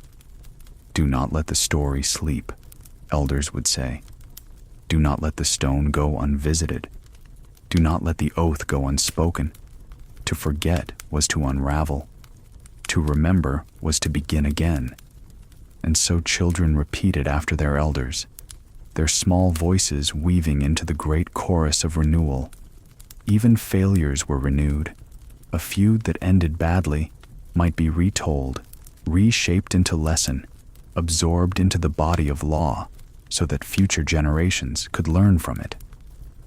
In this way, mistakes became seeds of renewal as well, ensuring that pain was not wasted, but transformed into guidance. The community also renewed its leaders. A chieftain who failed could be challenged, replaced, remembered with mixed words. Leadership was not permanent. It, too, had to be renewed continually through generosity, fairness, and public approval. This constant renewal kept power from stagnating, ensuring that leaders remained accountable to the people they served. What strikes us most is how tenderly they treated renewal, as though it were a ritual of care. A rope fraying was mended. A memory fading was spoken aloud. A relationship cooling was warmed with a gift. These small acts, repeated steadily, were the essence of resilience. Renewal did not require grand gestures. It required attention, patience, and a willingness to begin again. At night, when fires burned low and stories drew to a close, there was comfort in the rhythm of renewal. Families knew that even when storms tore their roofs or quarrels soured their tables, there would always be a chance to reset, to retell, to restore. Renewal was hope, woven into ritual, as steady as the seasons. True law was not in rules alone, but in the way wisdom flowed from the old to the young. There is a kind of silence that belongs only to age. It is not the hush of fear, nor the pause of judgment, but the quiet presence of one who has seen much and speaks sparingly. In Viking communities, such silences were treasures. Elders carried more than memories. They carried the weight of wisdom, tempered by winters survived, feuds avoided, voyages returned from against all odds. Their words, when they chose to share them, carried the force of lived truth. Children grew up in the presence of these elders. They saw the lines on their faces, each crease a map of storms weathered. They listened to stories that began not with "once upon a time," but with "I was there." A grandfather might lean close, breath smelling of ale and smoke, and recall the year when cattle disease swept through the valley. He told not only of loss, but of what saved them. Neighbors sharing seed, families combining households, leaders who yielded wealth for the sake of many. In his telling, the children learned that survival was not random. It was guided by choices, by fairness, by wisdom born of hardship. This transfer of wisdom was deliberate. The thing, the open-air assembly, was not only a court, but a school. Elders stood to speak, recounting precedents, reminding the community of lessons earned in blood and bread. Younger men and women watched carefully, not only to learn the outcome of a case, but to study how judgment was made, how an elder paused, how he weighed words, how he tempered anger with memory. These were not performances to impress. They were demonstrations of wisdom as living craft. Wisdom was not knowledge alone. It was the art of balance. A younger man might know the laws by heart, but lack the patience to apply them with fairness. An elder, having seen how pride ruined households, would urge caution. "Do not press too far," he might say. "Leave your neighbor enough to breathe." Such advice, shaped by decades of watching disputes turn sour, was as important as any rule. Without it, law risked becoming brittle, easily broken by arrogance. Women, too, carried wisdom forward. A mother's counsel to her daughter on marriage was rarely about romance. It was about balance, how to carry herself with dignity, how to protect her household, how to speak kindly even when wronged. In these lessons lay a form of wisdom often overlooked by men, yet central to community survival.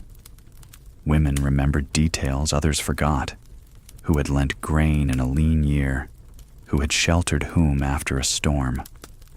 Their wisdom was memory braided with empathy, passed in kitchens and doorways as surely as in assemblies. Children absorbed wisdom by watching as much as by listening. They saw their elders endure loss without collapsing, yield without bitterness, forgive without forgetting. They watched how disputes were handled, how words were chosen, how pauses spoke as loudly as speech.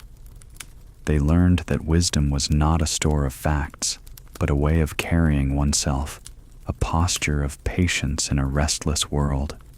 The quiet shock for us is how seriously they valued this transfer. Today, wisdom is often overshadowed by information, drowned in noise. But for the Vikings, it was the cornerstone of justice. They knew that without elders to guide them, disputes would harden into violence, and law would become hollow. Wisdom was not an optional virtue. It was the very spine of their system. This reverence for wisdom shaped how communities honored their elders. They were not isolated, but placed at the center of gatherings, called upon in disputes, relied upon in crises. Their authority was moral, not enforced by arms, but respected because everyone knew they carried the memory of survival. To defy them was to risk repeating old mistakes, to ignore the very compass that pointed toward endurance. And yet, wisdom was not hoarded. It was given again and again to the young. Apprenticeships carried not only skills of craft, but the patience to do them well. Storytelling carried not only facts, but interpretations, teaching how to weigh, how to wait, how to choose the lesser harm. Wisdom was the invisible inheritance, passed not in silver or land, but in the steadying of character. There were times, of course, when youth resisted, when pride deafened ears. A young man might scoff, dismissing the cautious words of an elder. But time often proved the elder right, and when it did, the lesson deepened. Wisdom ignored once returned later with doubled weight. The community remembered these stories too, turning them into warnings whispered to future generations. At its heart, Viking wisdom was about stewardship. Each generation was a caretaker, not an owner. They held knowledge and law as a trust, to be carried forward and improved, not discarded. Elders reminded the young of this constantly. You are not the end of the story. You are the bridge. This sense of continuity gave their legal system a depth that outlasted storms, feuds, and even the passing of kingdoms. What touches us now is the tenderness in this pattern. Wisdom was not thunderous. It was steady, patient, often quiet. It did not shout for attention. It waited to be sought, and when received, it guided more surely than any decree. In its gentleness lay its strength. shaping character more profoundly than punishment ever could. At night, when the hearth dimmed and children drifted into sleep, elders often lingered, speaking softly to one another. They were not simply reminiscing. They were tending the embers of wisdom, ensuring that when dawn came, the next day and the next generation would carry the light forward. The Vikings learned that to endure, one must hold the old in one hand and the new in the other. There is a rhythm in human life that echoes the tide, the pull toward what is familiar and the push toward what must change. Viking society, balanced precariously between memory and necessity, understood this rhythm better than most. Their world was never still. Storms eroded shores. Trade brought strange ideas. Sons and daughters grew restless for new horizons. Yet their survival depended on not abandoning the wisdom of the past. They walked a narrow path, carrying tradition like a lantern, even as they stepped into uncharted dark. Tradition was everywhere. It lived in stories, in rituals, in the way bread was broken, in the shape of oaths, repeated with words unchanged for centuries. These traditions carried authority, not because they were enforced, but because people trusted them. A boy swearing an oath in the same words his grandfather had used felt bound by more than the moment. He felt bound by the weight of all who had spoken those words before. Tradition gave continuity, reminding everyone that they belonged to something larger than themselves. But tradition alone was not enough. Life by the fjords demanded invention. A new fishing method might save a village from hunger.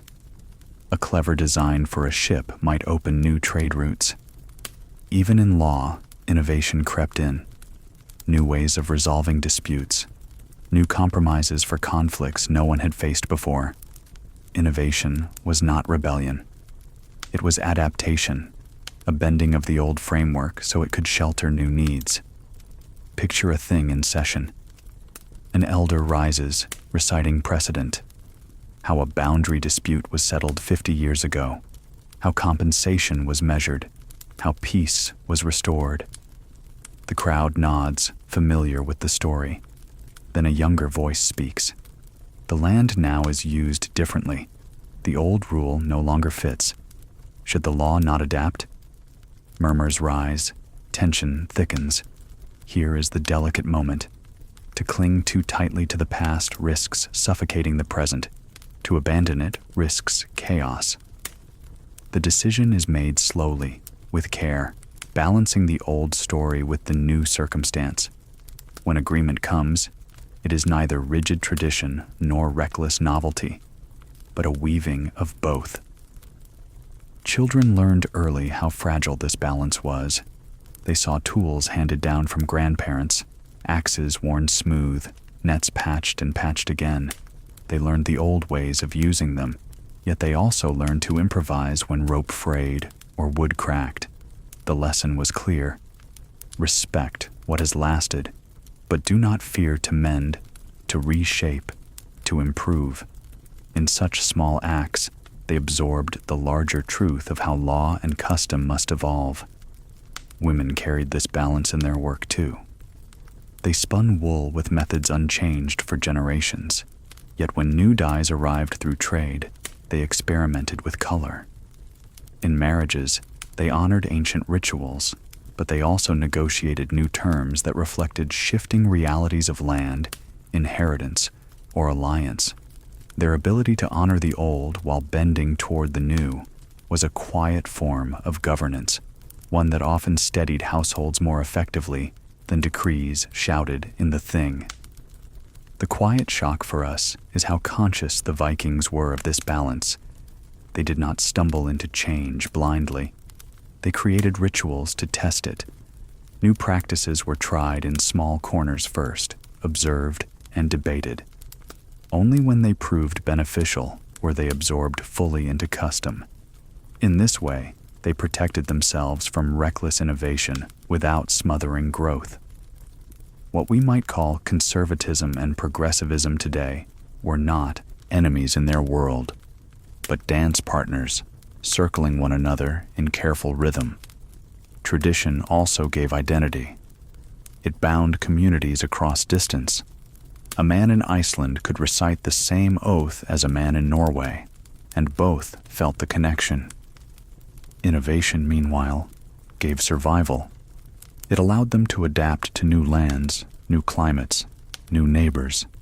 Together, these forces made the Viking world both deeply rooted and surprisingly flexible.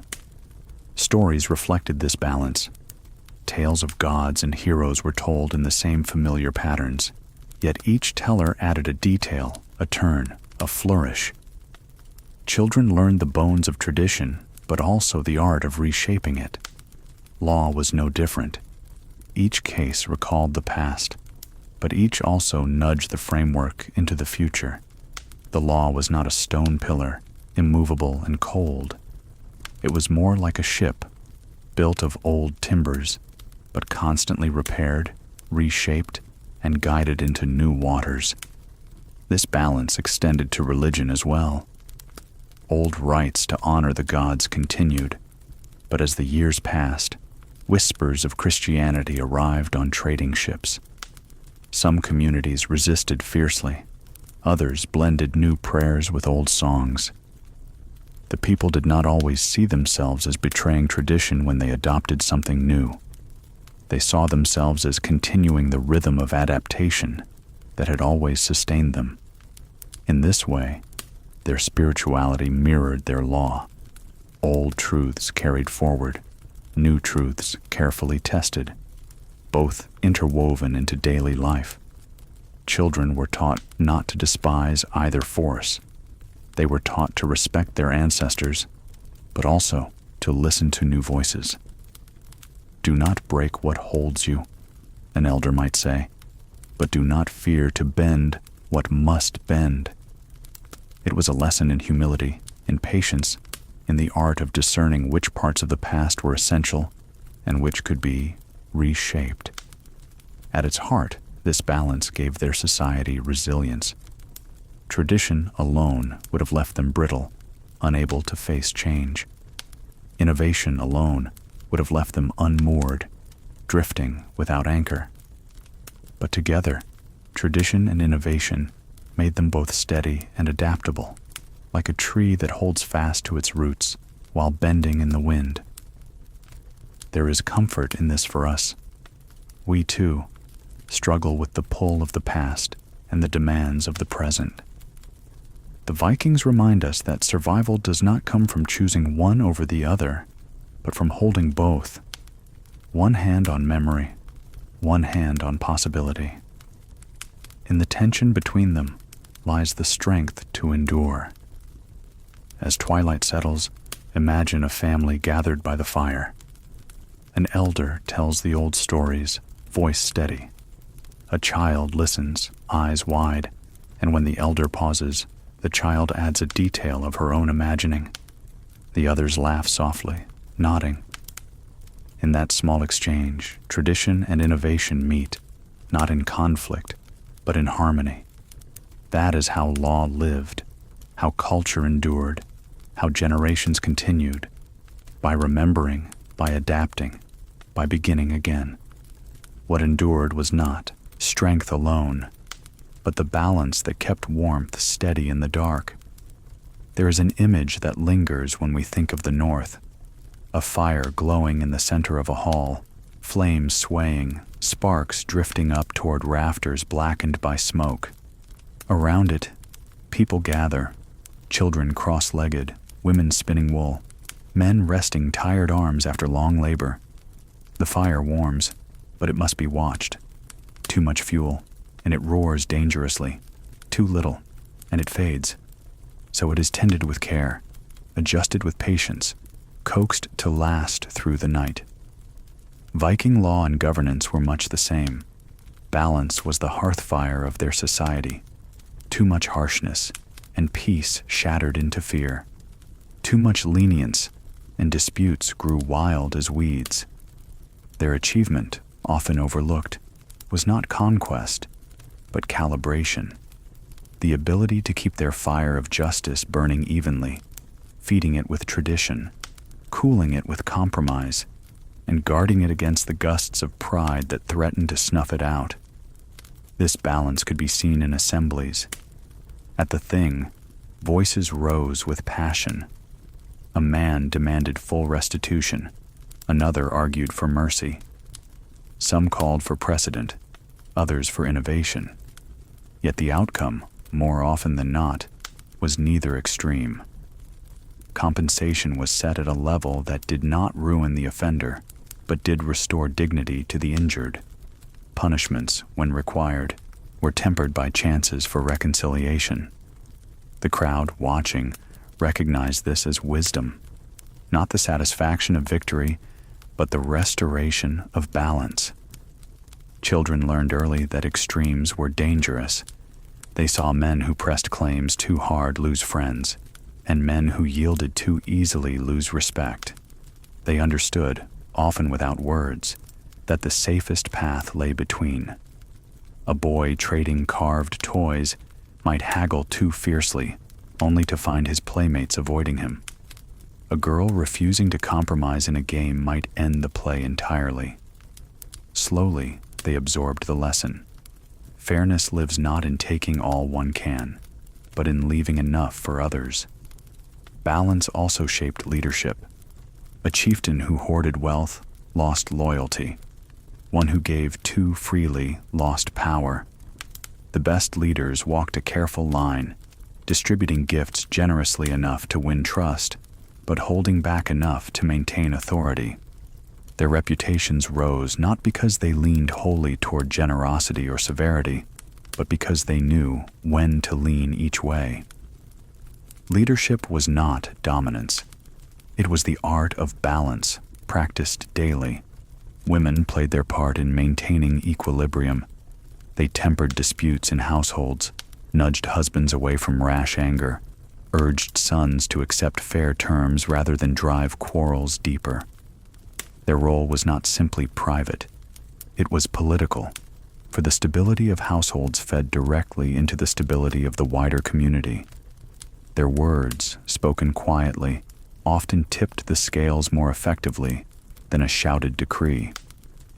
Balance was also cosmic. The Vikings believed the world itself rested on harmony between forces, gods and giants, sea and land, life and death. Law mirrored this belief. To disrupt balance was to invite disaster not only socially, but cosmically. This conviction gave law sacred weight. It was not only about disputes over land or cattle. It was about keeping the universe itself steady, preventing the fire from dying or raging beyond control. There is a quiet shock in realizing how deliberate this was. They created rituals not only to decide disputes, but to reaffirm balance. Calibration ceremonies in which past cases were recited acted like adjustments to the fire, reminding everyone where the balance lay. Feasts, too, restored equilibrium after tension, ensuring that enemies sat side by side, eating from the same pot, remembering that peace required shared warmth. Stories reinforced the theme endlessly. Tales of men destroyed by greed warned against imbalance. Stories of wise women who found middle paths reminded listeners that compromise was not weakness, but strength. Even myths mirrored the principle. Gods who struck too fiercely unleashed chaos, while those who tempered strength with patience preserved order. Each retelling was another log placed on the hearth, keeping the fire of balance alive. The children remembered. They carried in their bones the sense that balance was survival. They knew that to press too far risked exile, that to give too little risked loneliness, that to ignore the needs of others risked the collapse of trust itself. And so, balance became instinct, passed silently from one generation to the next. The Vikings remind us that balance is not passive. It is active, tended like a hearth, It requires constant adjustment, careful watching, and a willingness to bend toward whichever side needs warmth. Their laws, fragile without prisons or armies, endured because balance was valued more than dominance, and in that balance lay resilience, peace, and meaning.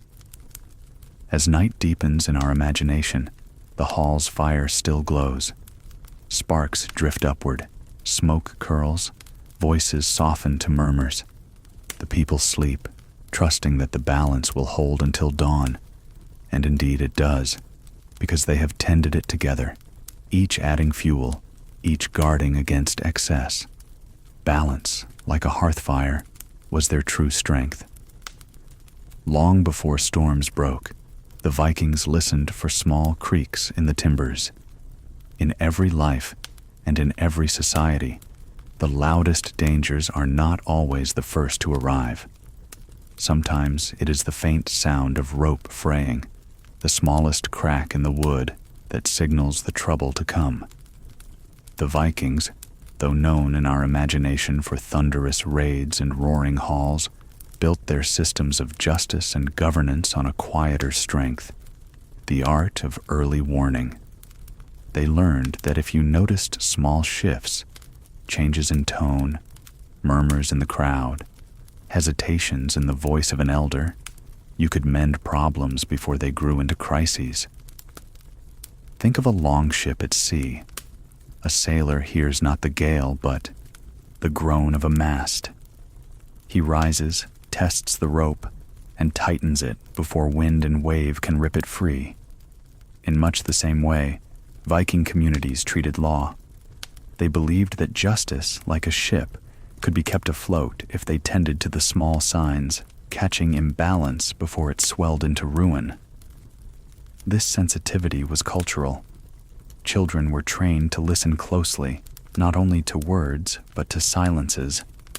At feasts, they learned to notice when laughter turned strained, when a boast carried bitterness, when the old fell silent rather than approve. These cues, subtle and soft, were treated as warnings. Elders might pause a story, nodding gently to a neighbor, signaling that something beneath the surface required attention. The lesson was clear. Pay attention before harm hardens. Women often held the sharpest ears. In the daily rhythm of homes and marketplaces, they noticed when tempers flared in small ways, when envy stirred between neighbors, when debts grew too heavy to ignore. They intervened with gifts of bread, with quiet counsel, with a reminder of past kindnesses. Their corrections were soft, rarely dramatic, but they were effective. A loaf given at the right moment could ease resentment more than any formal judgment. In this way, the household became the first court, the kitchen, the earliest place of reconciliation. The Vikings institutionalized this art in assemblies.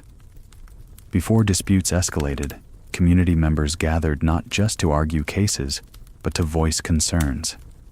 These gatherings functioned like the creak of timber on a ship, an early sound that warned of strain. An elder might remark, "I see this quarrel growing." His words carried weight, not as judgment, but as guidance to slow down, to reconsider, to mend. It is a quiet shock to us, living in times where we wait for crises before we act. The Vikings had no police to enforce order, no prisons to contain anger, so they depended on prevention. Their whole legal system was designed not only to resolve disputes, but to anticipate them. The best case, in their eyes, was the one that never reached the thing, the one that was settled by quiet correction before anger broke into violence.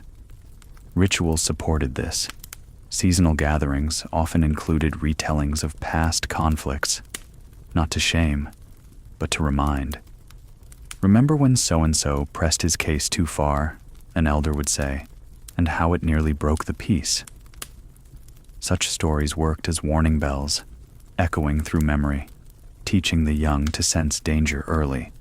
Balance, described in the last part, was preserved in this way. Without constant attention, even small imbalances could grow large. A boundary dispute might seem minor, but left unheeded, it could fester into blood feud.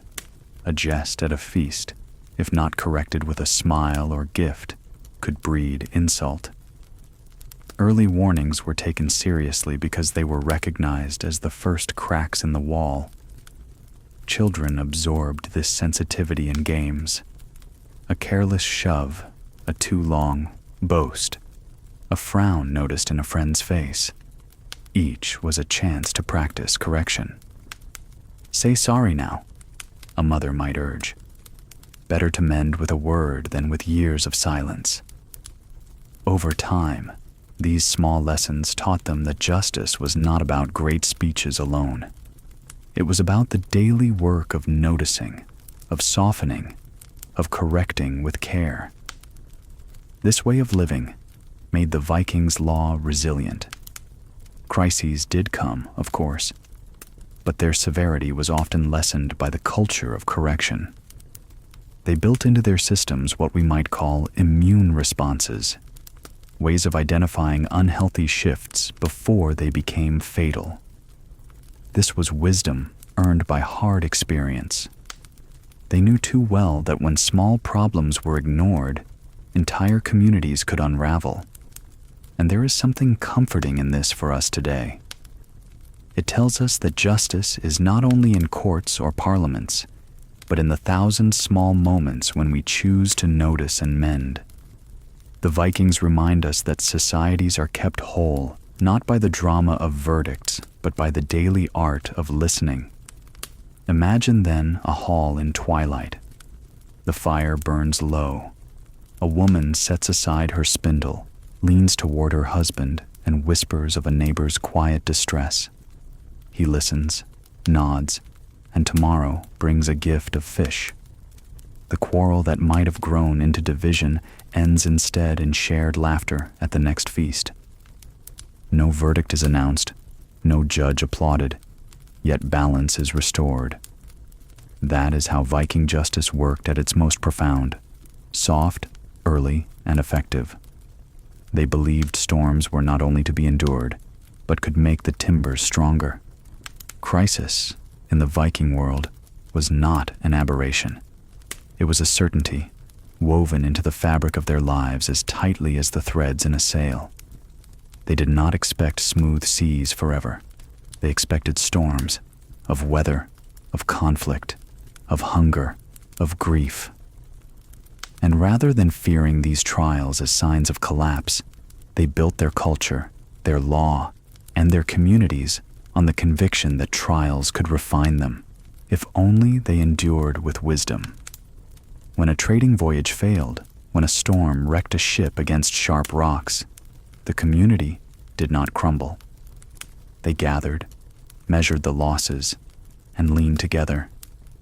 Neighbors who had no direct stake in the cargo still shared in the mourning, and sometimes even in the restitution, because they knew that to abandon one another in crisis was to risk their own ruin in the future.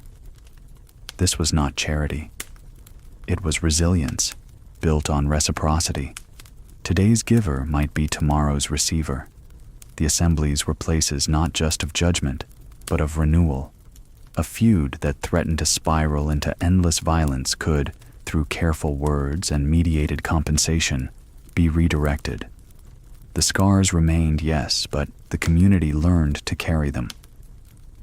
Each conflict resolved became a story of survival, a lesson to be remembered and repeated, strengthening the fabric of the law. Think of the old halls, their beams weathered by smoke and storm. Each crack was filled, each weakness braced. The structure was not flawless, but it endured because it was tended. In the same way, Viking law did not pretend to erase crisis. Instead, it incorporated it, patched it, strengthened the weak places, so that when the next storm came, the hall still stood. This attitude extended to the spiritual imagination of the people. Their myths told of Ragnarok, the end of the world, when gods and giants would clash in final battle. But even there, the story ended not in nothingness, but in renewal.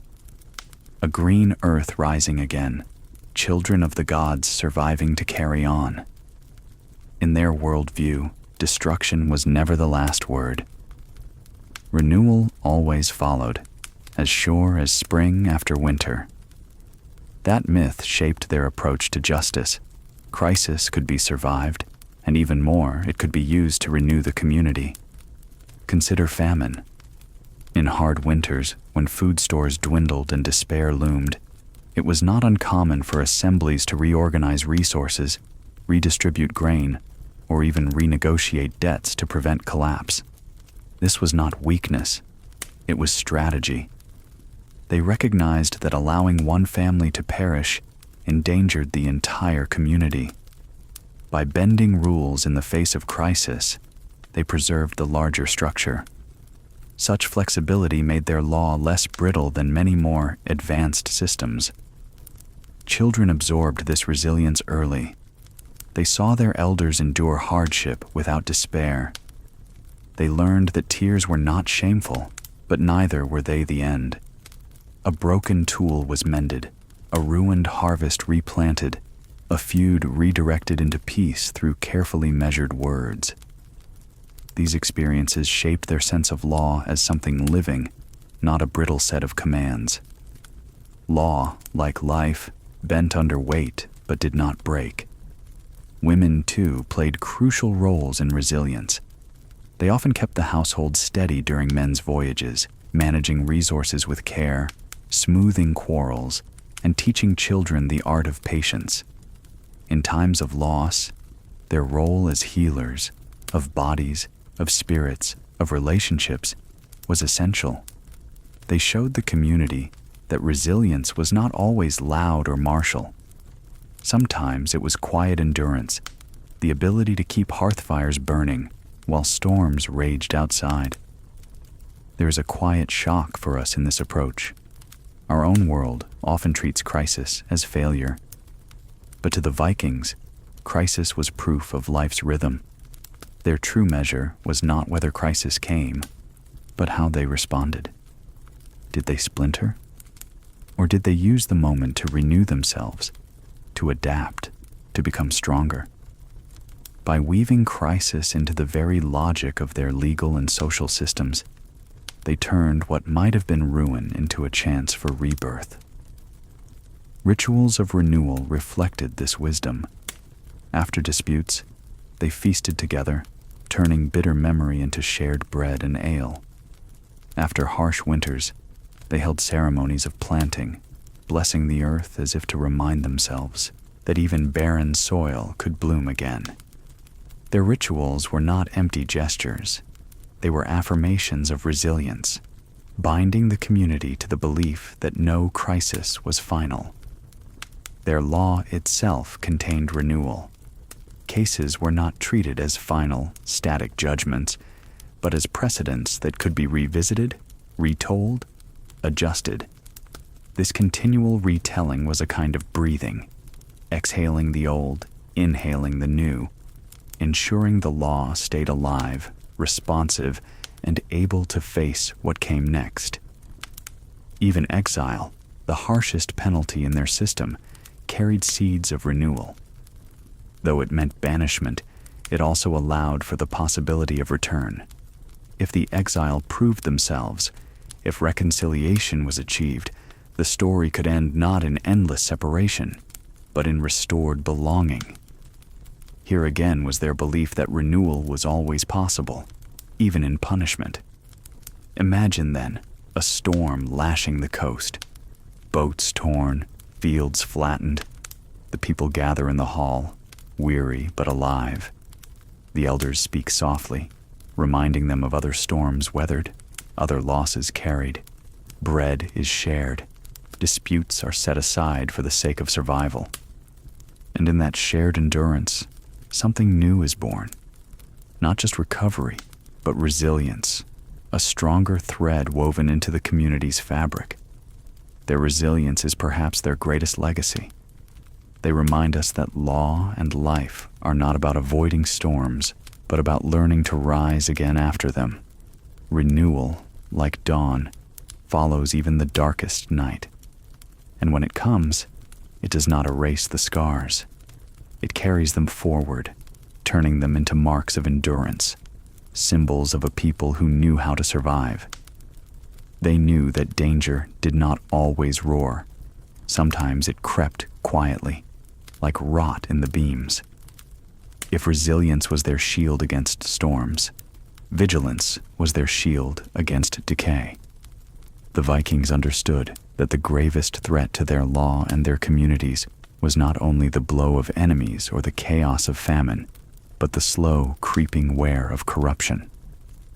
Just as a hall might fall not from a sudden gale, but from years of unnoticed rot in its timbers, so too could a society collapse from neglect, pride, or selfishness allowed to fester unchecked. They built their legal life with this in mind. It was not enough to make strong laws. They needed to ensure those laws remained clean.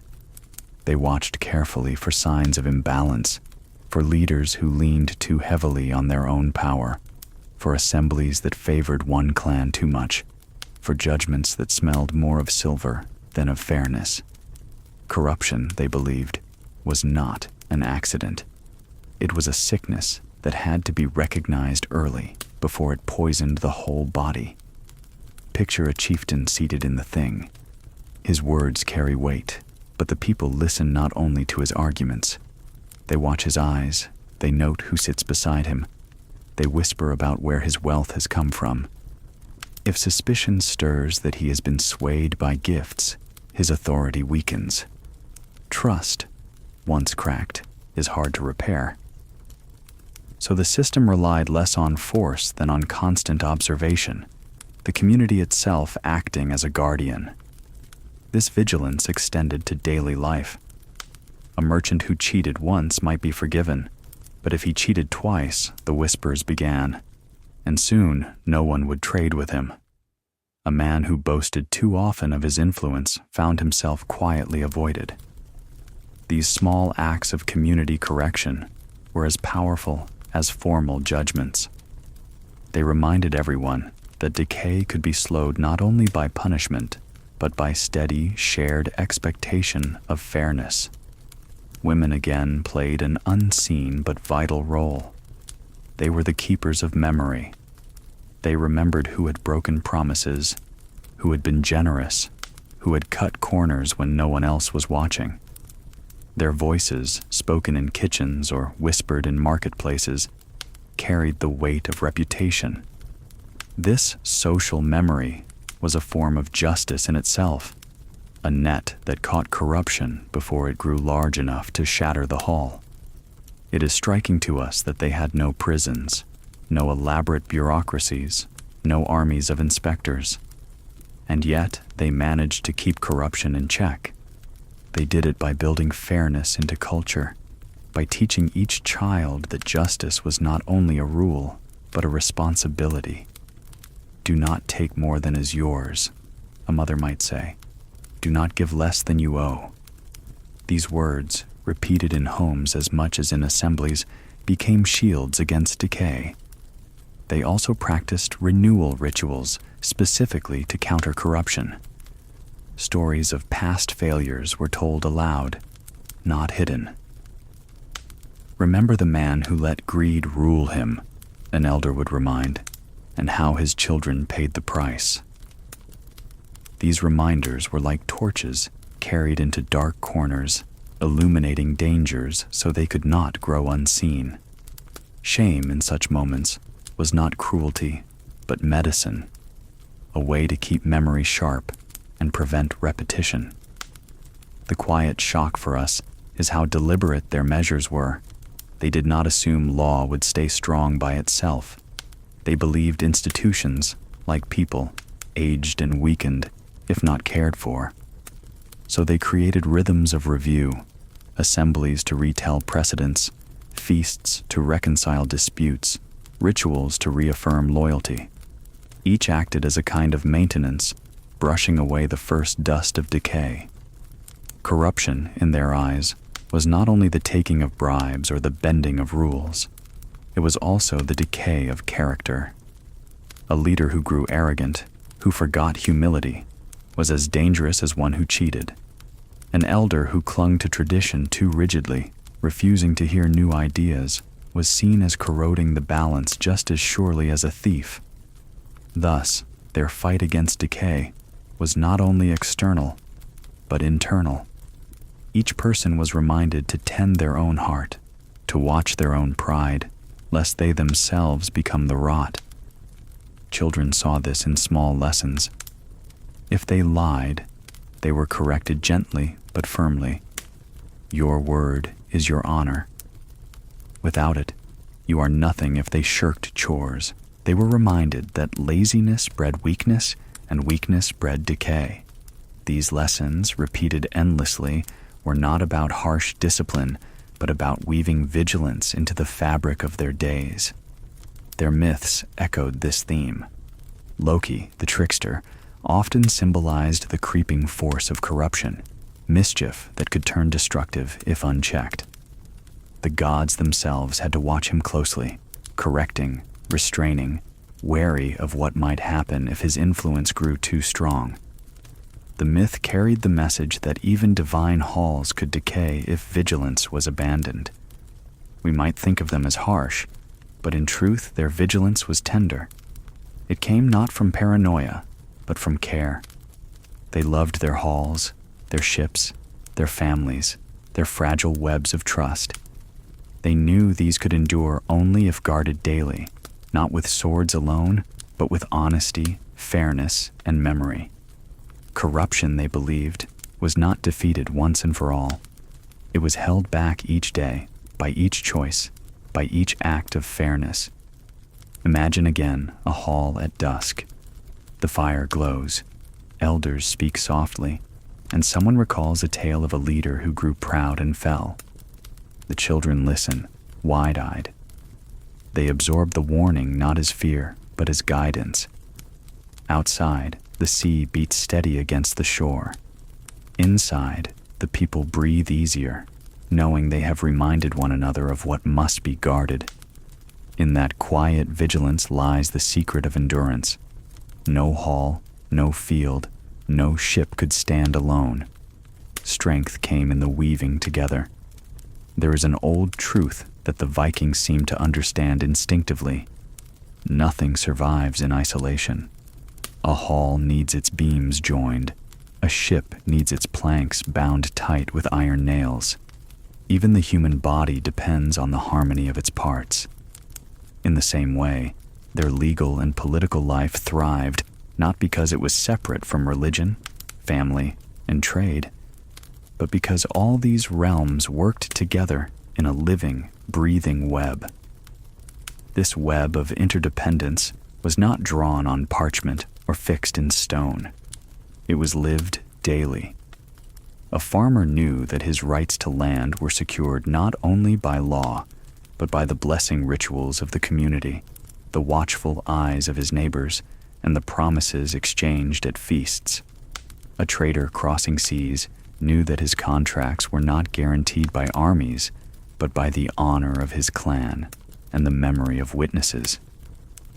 A woman managing her household knew that her authority was recognized not just in her family, but in the wider community's understanding of fairness and continuity. The law was strong because it was not alone. It leaned on religion, which framed disputes in cosmic terms, reminding all that justice was sacred. It leaned on economics, which ensured that fairness in trade meant survival for all. It leaned on kinship, which meant that behind every case stood networks of family obligation. These threads reinforced one another like cords in a rope, each necessary, none sufficient alone. At assemblies, this interdependence was visible. Priests might stand alongside chieftains, invoking divine witness before a case began.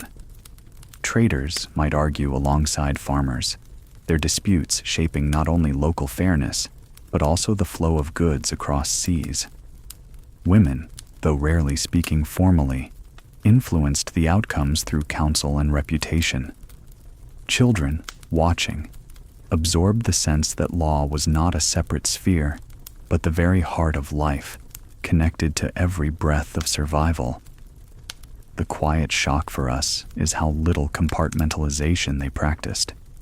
We are used to dividing law from religion, politics from family, economy from spirit.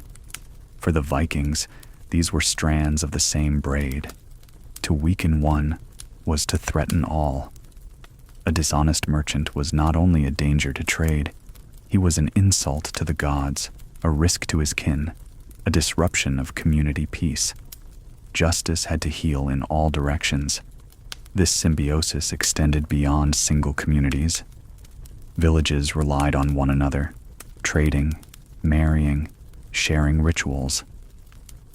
Their laws, though locally rooted, were shaped to be compatible, so that disputes across valleys or fjords could still be resolved without endless strife.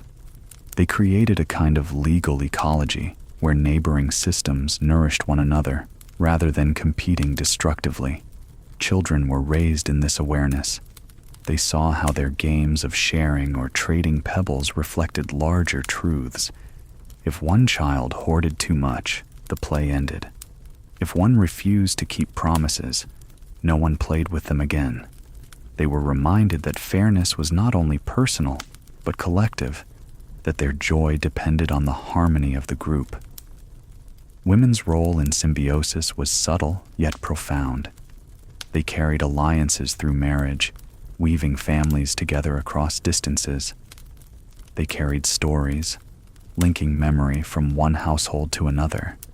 They carried fairness, ensuring that resources and duties flowed smoothly. Without them, the rope of society frayed. With them, it held. The Vikings even saw their gods in terms of interdependence. Thor's strength needed Odin's wisdom. Freya's fertility balanced with Skadi's winter sternness. Loki's mischief, though dangerous, forced the gods to adapt and sharpen themselves. Their myths mirrored their lives. No force was complete alone. Harmony lay in relationship, and this belief shaped how they guarded their institutions. They created what we might call boundary management. Law had to remain distinct enough to stand with integrity, yet open enough to work with religion, economy, and kinship. Too much separation, and it grew brittle. Too much blending, and it lost clarity. Balance again was the secret, a living balance, adjusted constantly. Imagine a feast after a harvest. Food is shared, songs are sung, disputes softened by ale. Here law is present, not in documents, but in the order of gifts, the fairness of portions, the rituals of thanks. Religion is present in blessings, economy in the goods exchanged, kinship in the mingling of families. All flow together like rivers into a single sea. This was their symbiosis, not abstract, not written, but lived in laughter, in trade, in story, in bread. There is comfort in their model. It shows that institutions need not be vast and separate to endure. They need to be interwoven, nourished by one another.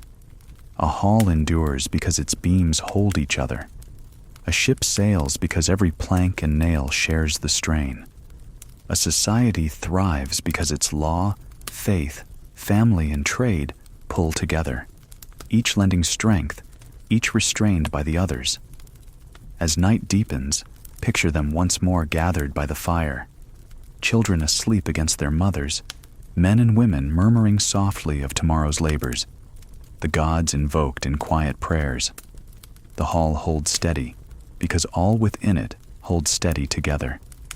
That was their secret, their shield, their song, interdependence, symbiosis, the strength of being woven. What they left was not carved in stone, but carried in memory, like embers glowing long after the fire fades.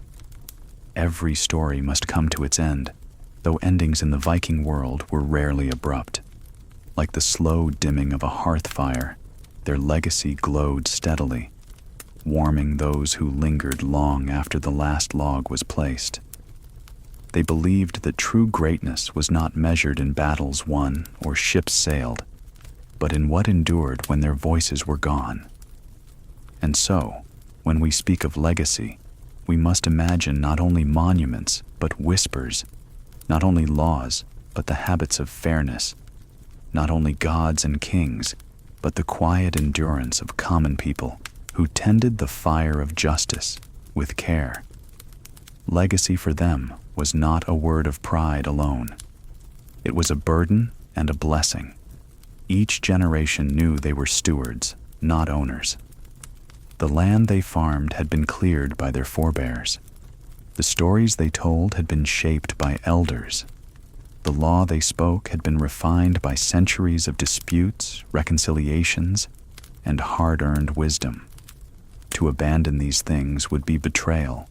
To carry them forward was both duty and gift. Imagine a boy standing at the edge of a thing.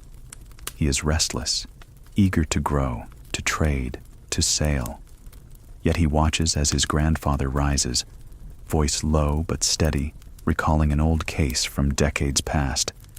The boy does not understand all the words, but he feels the weight of continuity. He knows, somehow, that he stands on a bridge stretching far behind and far ahead, and that his own steps matter. Legacy is not told to him, it is shown. The quiet shock for us is how seriously they took this idea of stewardship.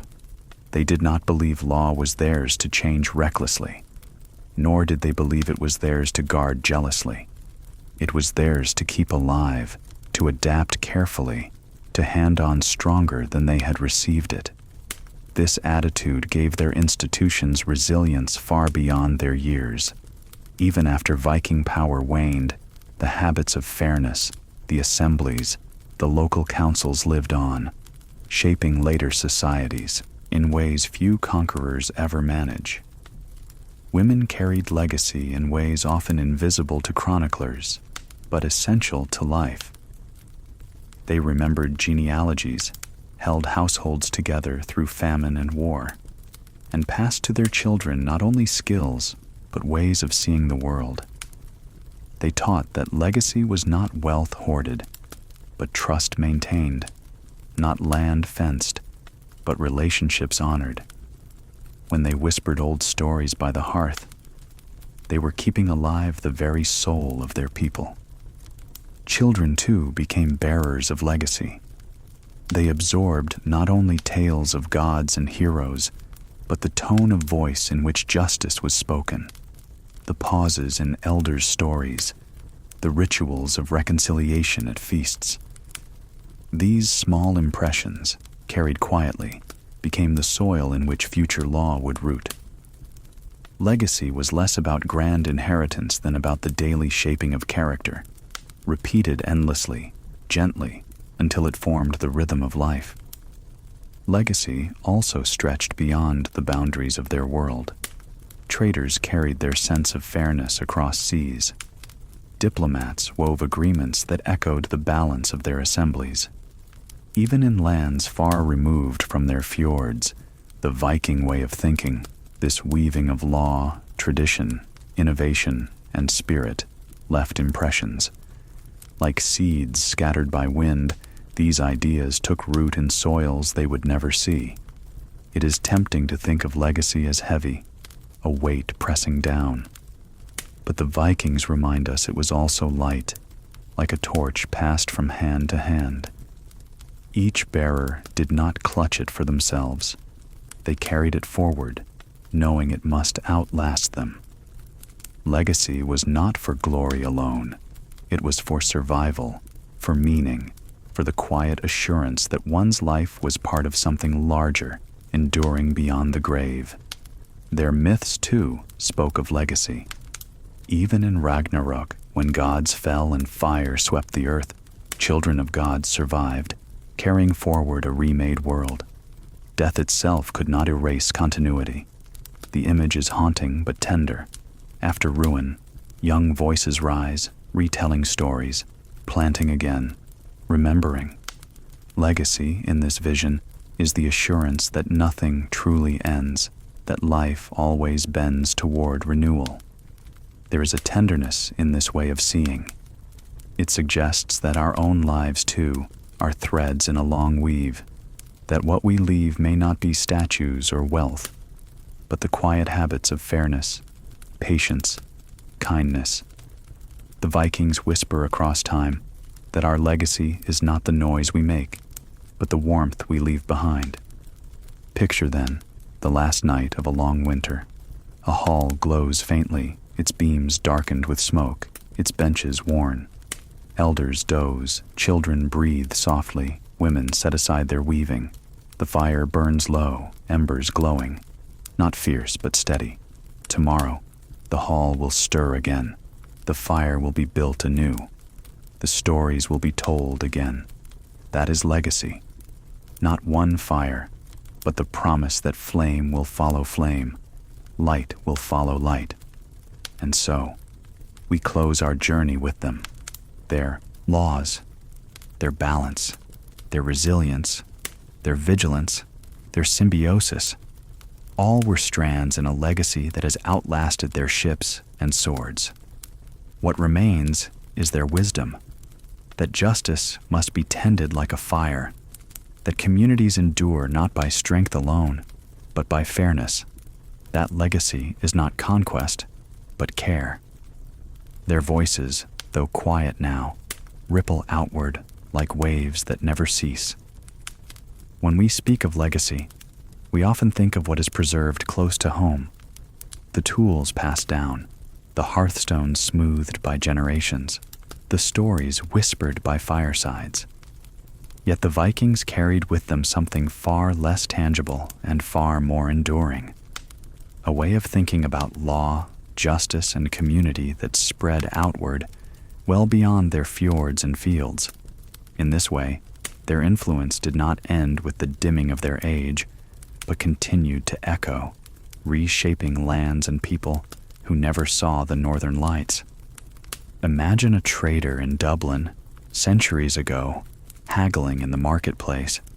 He uses weights and measures, insists on fairness in contracts, expects that disputes will be judged not by whim, but by precedent.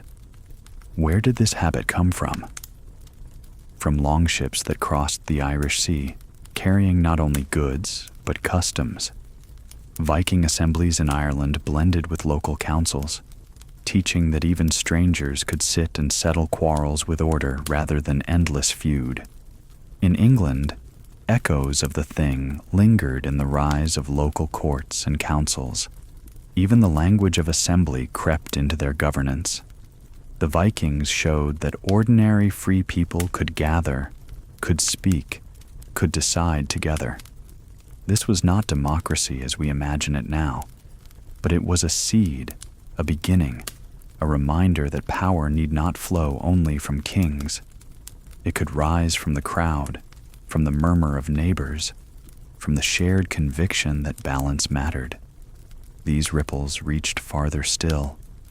Byzantine merchants trading in Constantinople encountered Vikings who carried not only weapons but also contracts sealed with oaths, expectations of fairness, and habits of negotiation.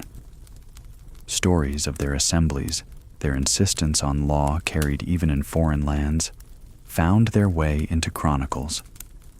The Northmen were strange, fierce, but also remarkable for their devotion to order. They were not merely raiders. They were bearers of a system that astonished even those who thought themselves far more advanced.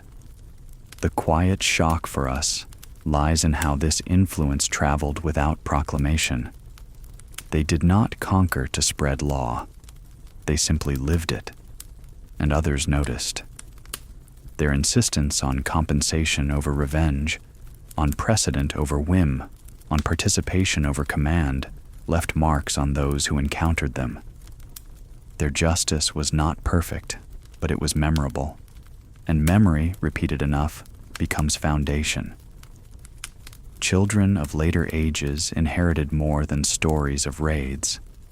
They inherited traces of these customs, woven invisibly into their own. The very notion that disputes could be settled in gatherings, that communities could judge themselves, carried forward into the medieval councils of Europe. When we trace the history of parliaments, of assemblies, of common law, we find faint but unmistakable echoes of the Viking voice. Women too carried this echo beyond the fjords. Through marriage into foreign households, they brought habits of fairness, memories of rights, the conviction that women had voices worth hearing. In lands where such ideas were less common, they stood as quiet reminders that another way was possible. Their children, raised with this memory, spread it further still.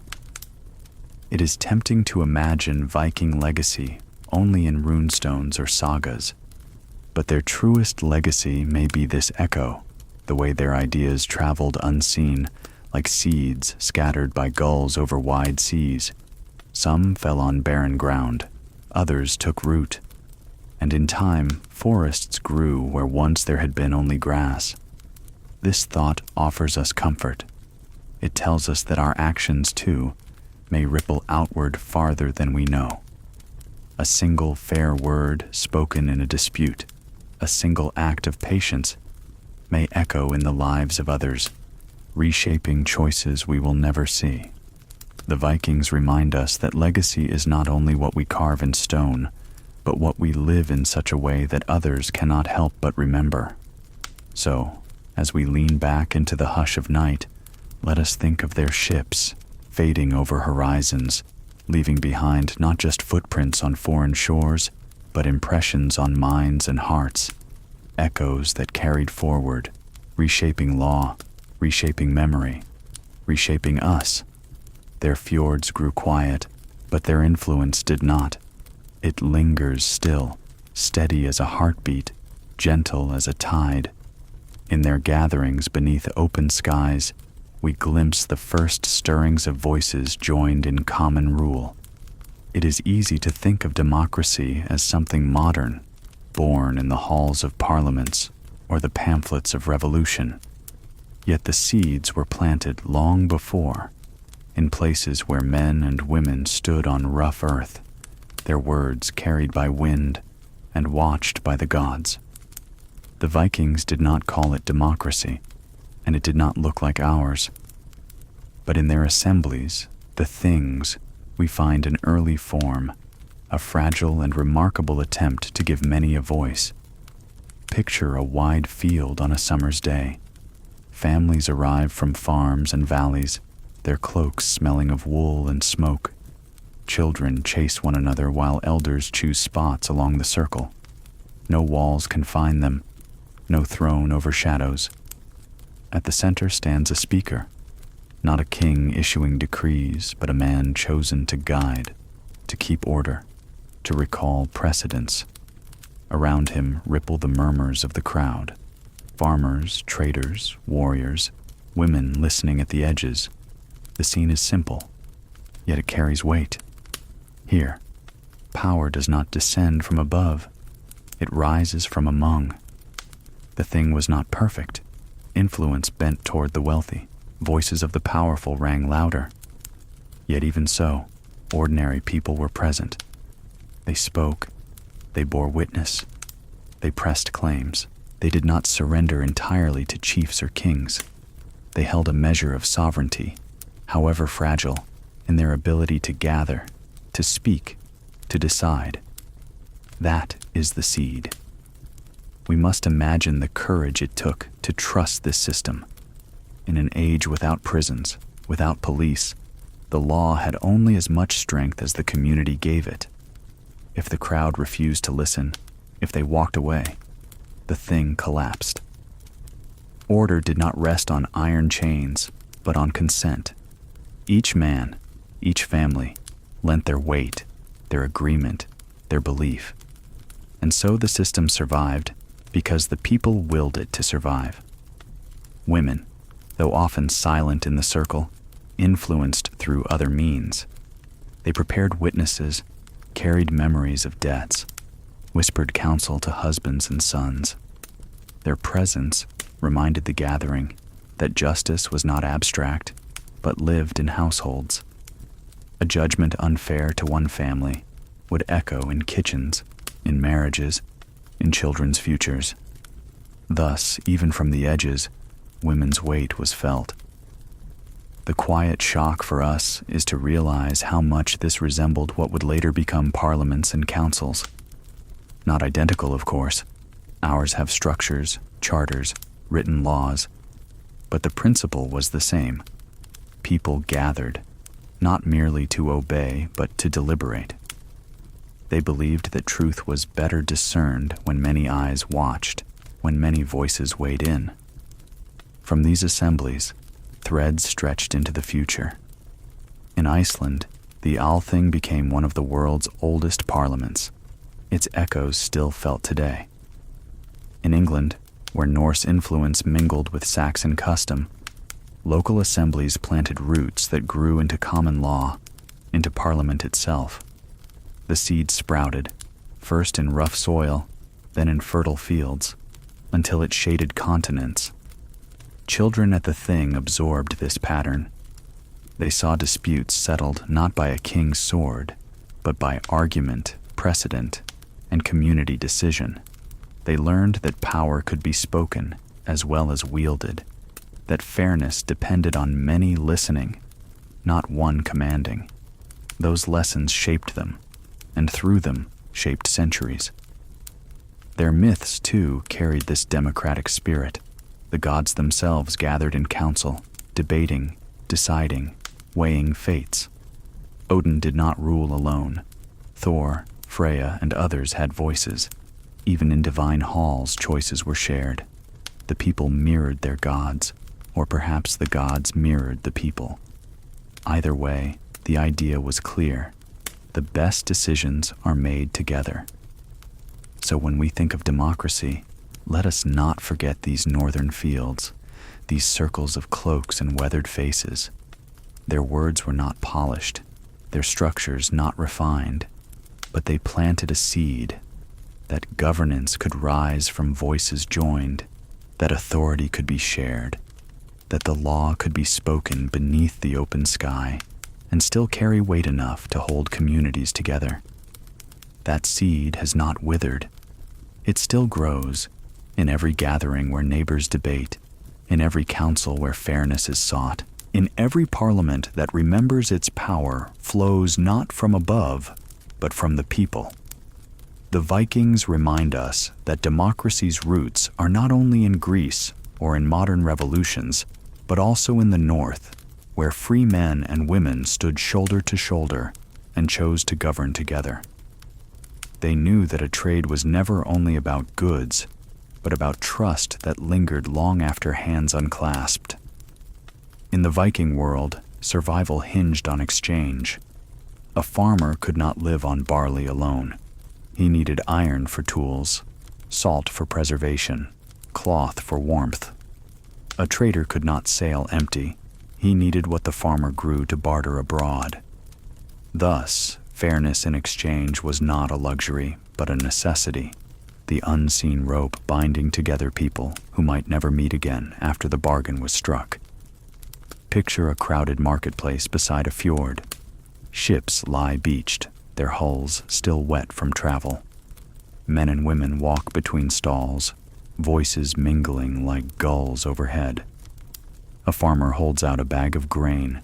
A trader offers a length of bright cloth. They haggle, they pause, they test one another's patience. Yet beneath the haggling lies something deeper, a mutual understanding that both must walk away satisfied, or the rope between them frays. The Vikings took fairness in trade seriously. Weights and measures were not casual matters. A crooked scale could spark not just anger, but a feud. Communities punished dishonesty quickly, for they knew that if markets lost trust, ships would stop coming, and hunger would follow. Law stepped in not to regulate every detail, but to ensure the foundation of trust remained sound. A man's word, backed by witnesses, mattered as much as silver. Children absorbed this lesson in small ways. When they traded pebbles or carved toys, parents reminded them, "Give what you promise, or no one will play with you again." Slowly, they learned that fairness was the invisible coin that bought future trust. A child who cheated might win today's game, but lose tomorrow's companions. A merchant who deceived might gain a pouch of silver, but lose an entire network of partners. Women carried this principle into households. They oversaw dowries, shared resources, and ensured that exchanges between families remained balanced. A woman might remind her husband of a debt owed in friendship, urging him to repay in kind before the memory soured. Their vigilance kept households from drifting into quarrels and made marriages into alliances that endured. The quiet shock for us is how advanced their sense of exchange was. They recognized that a bargain was more than a transaction. It was a bond. When voyages spanned seas, when trust had to leap across languages, fairness was the bridge. A dishonest trade could collapse not only personal ties, but whole networks of commerce. A fair one, remembered fondly, could carry trade across generations. Rituals reinforced this spirit. Deals were sealed with oaths, spoken aloud before gods and witnesses. Sometimes, objects of symbolic worth were exchanged, tokens meant to remind both parties of their shared promise. These gestures gave trade a sacred quality, weaving it into the moral fabric of the community. To cheat, then, was not only to harm another person, it was to insult the gods, to betray the ancestors, to endanger the delicate balance that held all together. Even in foreign lands, Vikings carried this expectation. Chronicles describe how they could be fierce raiders, yet also surprisingly fair traders. In Byzantium, in the markets of the East, in the towns of the British Isles, they insisted on agreed prices, on fairness in contracts, on oaths kept. Their reputation for honesty in trade, paradoxical beside their fearsome raids, grew because they believed fairness was not weakness, but strength. Children watching their parents barter learned patience. They saw how arguments might stretch, tempers might flare, yet in the end, fairness had to be found. They learned that true wealth lay not in what was taken, but in what was exchanged in such a way that both sides could meet again. This, too, was legacy, and we can see the echo still. Our markets, our contracts, our expectations of fairness in business all carry faint traces of that Viking rope, binding strangers in mutual trust. Their spirit of exchange did not vanish with their ships. It lingered, braided into the larger story of law and commerce. So when we think of the Vikings, let us not imagine only swords flashing or sails rising. Let us also remember hands meeting in trade, promises spoken, fairness practiced. These, too, were acts of courage, quiet, essential, enduring. What endured most was not stone or silver, but the way memories were carried, spoken, and kept alive. For the Vikings, memory was more than recollection.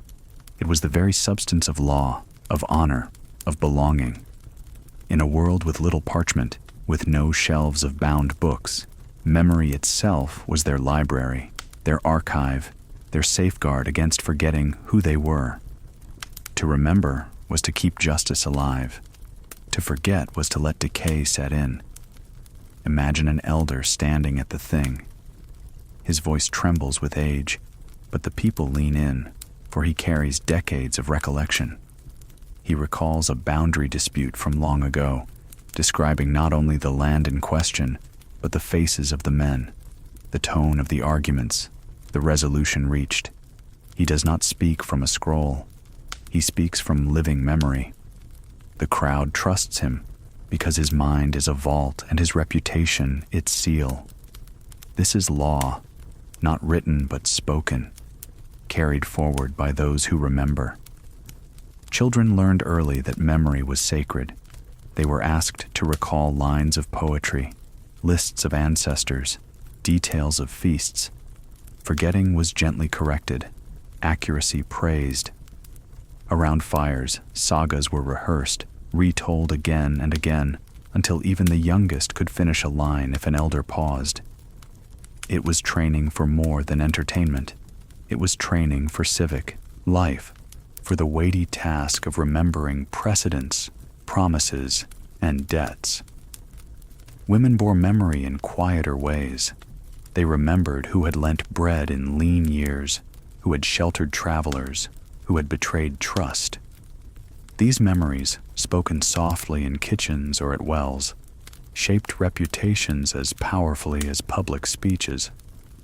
A man might win an argument in the thing, but if women remembered him as dishonest, his victories rang hollow.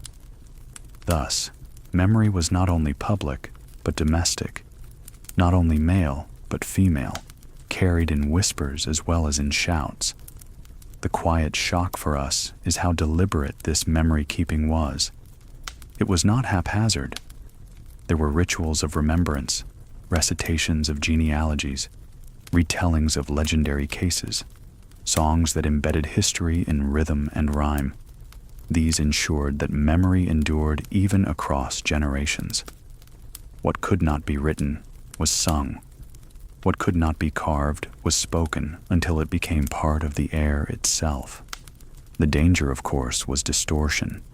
Memory can fray, details slip, bias creep in. But even here, the Vikings created safeguards. Multiple witnesses were expected to recall events, their stories compared, their differences weighed. In disputes, it was not one memory that ruled, but the chorus of many. Through this, they built a kind of oral peer review, keeping the truth steadier than one voice alone could manage. Children saw how powerful memory could be. A story told at a feast might alter a man's reputation for years. A forgotten debt could resurface at the worst possible moment. They learned to guard their own memories, to rehearse them carefully, to test them against others. In this way, memory became not only personal skill, but public duty. Their myths reflected this as well. The goddess Mimir was revered as a keeper of wisdom, her well the source of deep memory. Odin himself sacrificed an eye to drink from it, symbolizing that true sight comes not from eyes alone, but from remembrance. To be wise was to carry memory, to consult it, to honor it. In our time, we lean on books, on records, on screens. We forget how fragile memory once was, how fiercely it had to be protected. The Vikings whisper across the centuries that memory is not only storage but responsibility. It shapes identity, guides choices, and holds communities together. Picture again a hall at night. The fire glows low. An elder pauses, forgetting a line of a saga. A child's voice, bright with eagerness, supplies the missing word. Laughter rises, warmth spreads. In that moment, memory passes like a torch, one generation to the next, one voice carried by another. That is legacy. That is law. That is belonging. For them, justice was never only earthly. It was woven into the very fabric of the cosmos. When we think of law, we often picture rules and punishments, scribes with scrolls, judges with stern eyes. But for the Vikings, law was something far greater, more mysterious, more entwined with the order of the universe itself.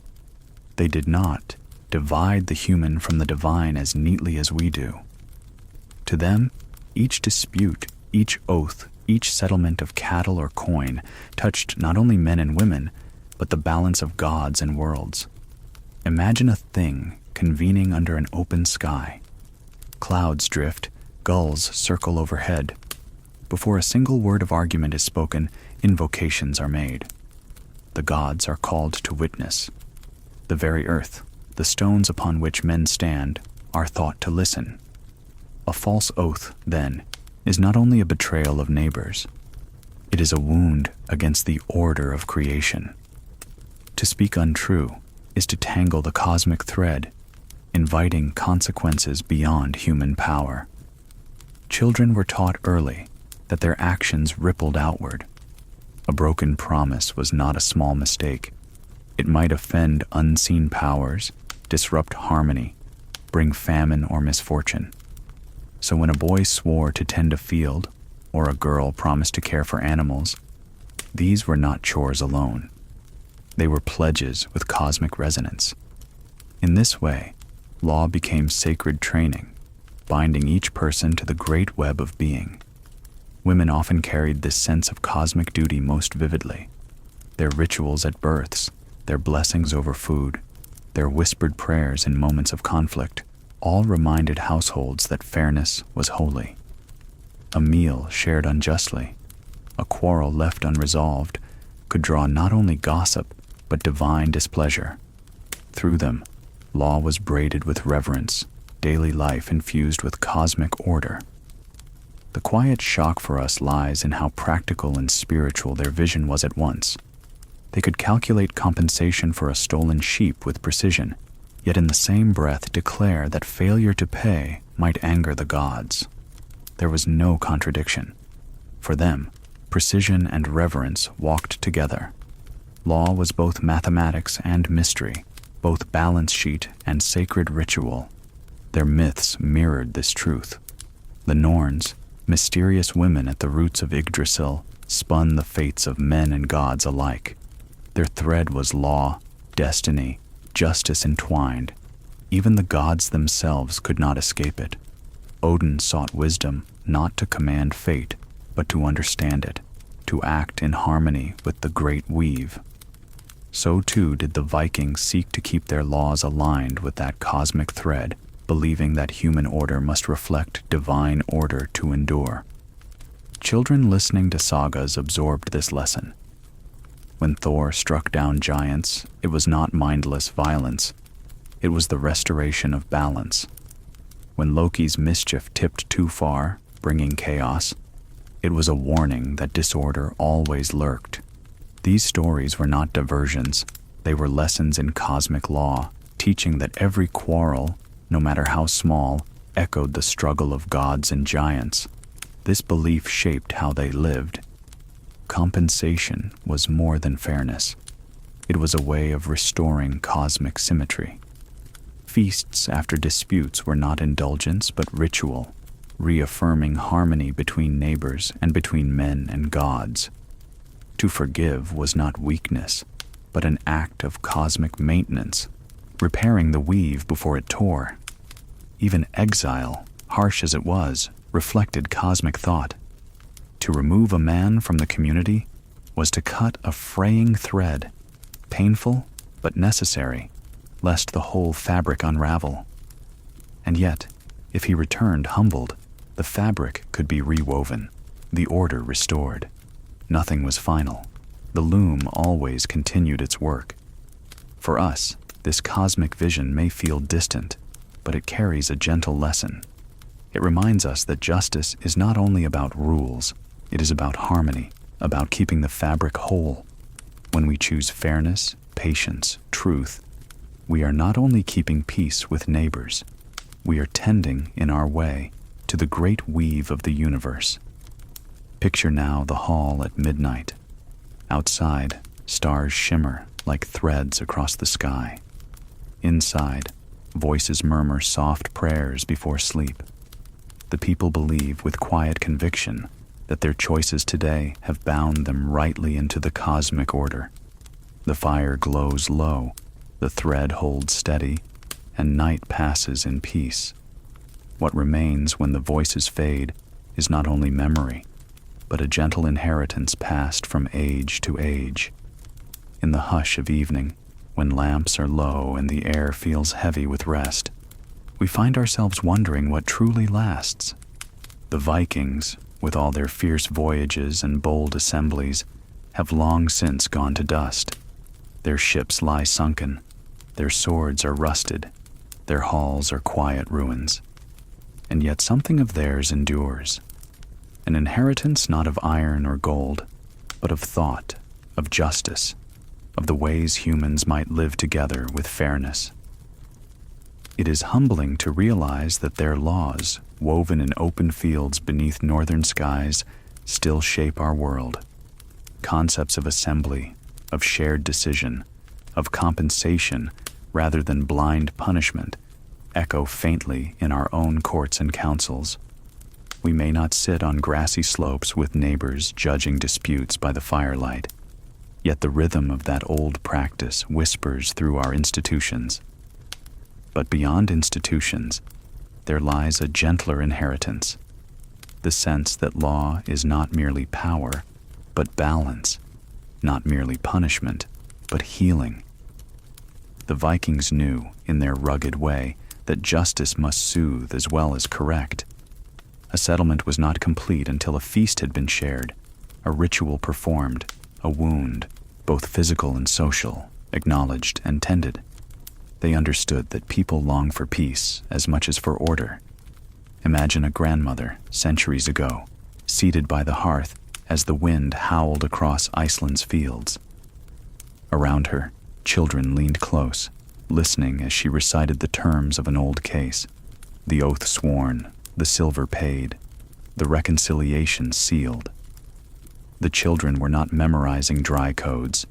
They were absorbing values, learning how to mend quarrels, how to live within a circle of trust.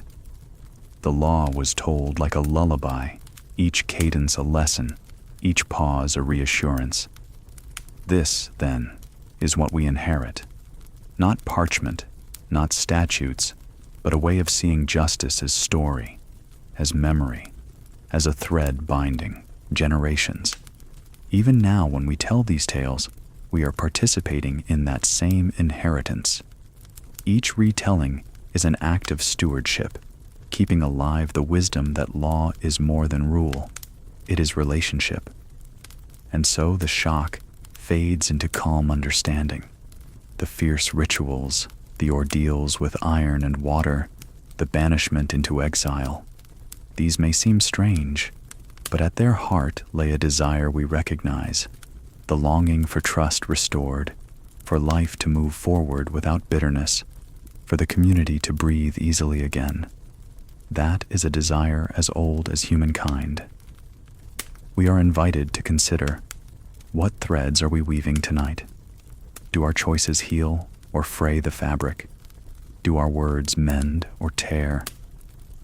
The Vikings remind us that the smallest promise can matter greatly, that fairness practiced quietly is a form of reverence, and that reconciliation is a gift to the generations to come. Inheritances come in many forms: a brooch passed down, a story retold, a melody hummed. The Vikings gave us their strangest gift in the form of laws, rules wrapped in ceremony, justice wrapped in story. We may never face a thing beneath stormlit skies, but in our own ways, we face moments where harmony must be restored. And in those moments, we can feel their quiet presence, urging us to choose balance, to speak truth, to keep the thread whole. Picture, if you will, the close of day in a Viking hall. The benches are empty, the torches burn low. Outside, stars wheel silently. Inside, the last embers glow. A storyteller, gray and gentle, leans back against the timber wall, satisfied that the children have heard enough for one night. Tomorrow, life will bring quarrels and needs anew. But for now, peace rests lightly on the hall, and the cosmic weave holds steady. And here we are, so many centuries later, resting in our own quiet rooms, listening across time. The inheritance has reached us. It is not loud, not commanding. It comes softly, like the whisper of wind at the window, like the steady beat of a heart that has seen much and still hopes. Sleep now with this thought, that you carry not only your own story, but an inheritance of peace, of justice, of gentle order, passed carefully through the ages. Rest in that trust and let night keep you safe.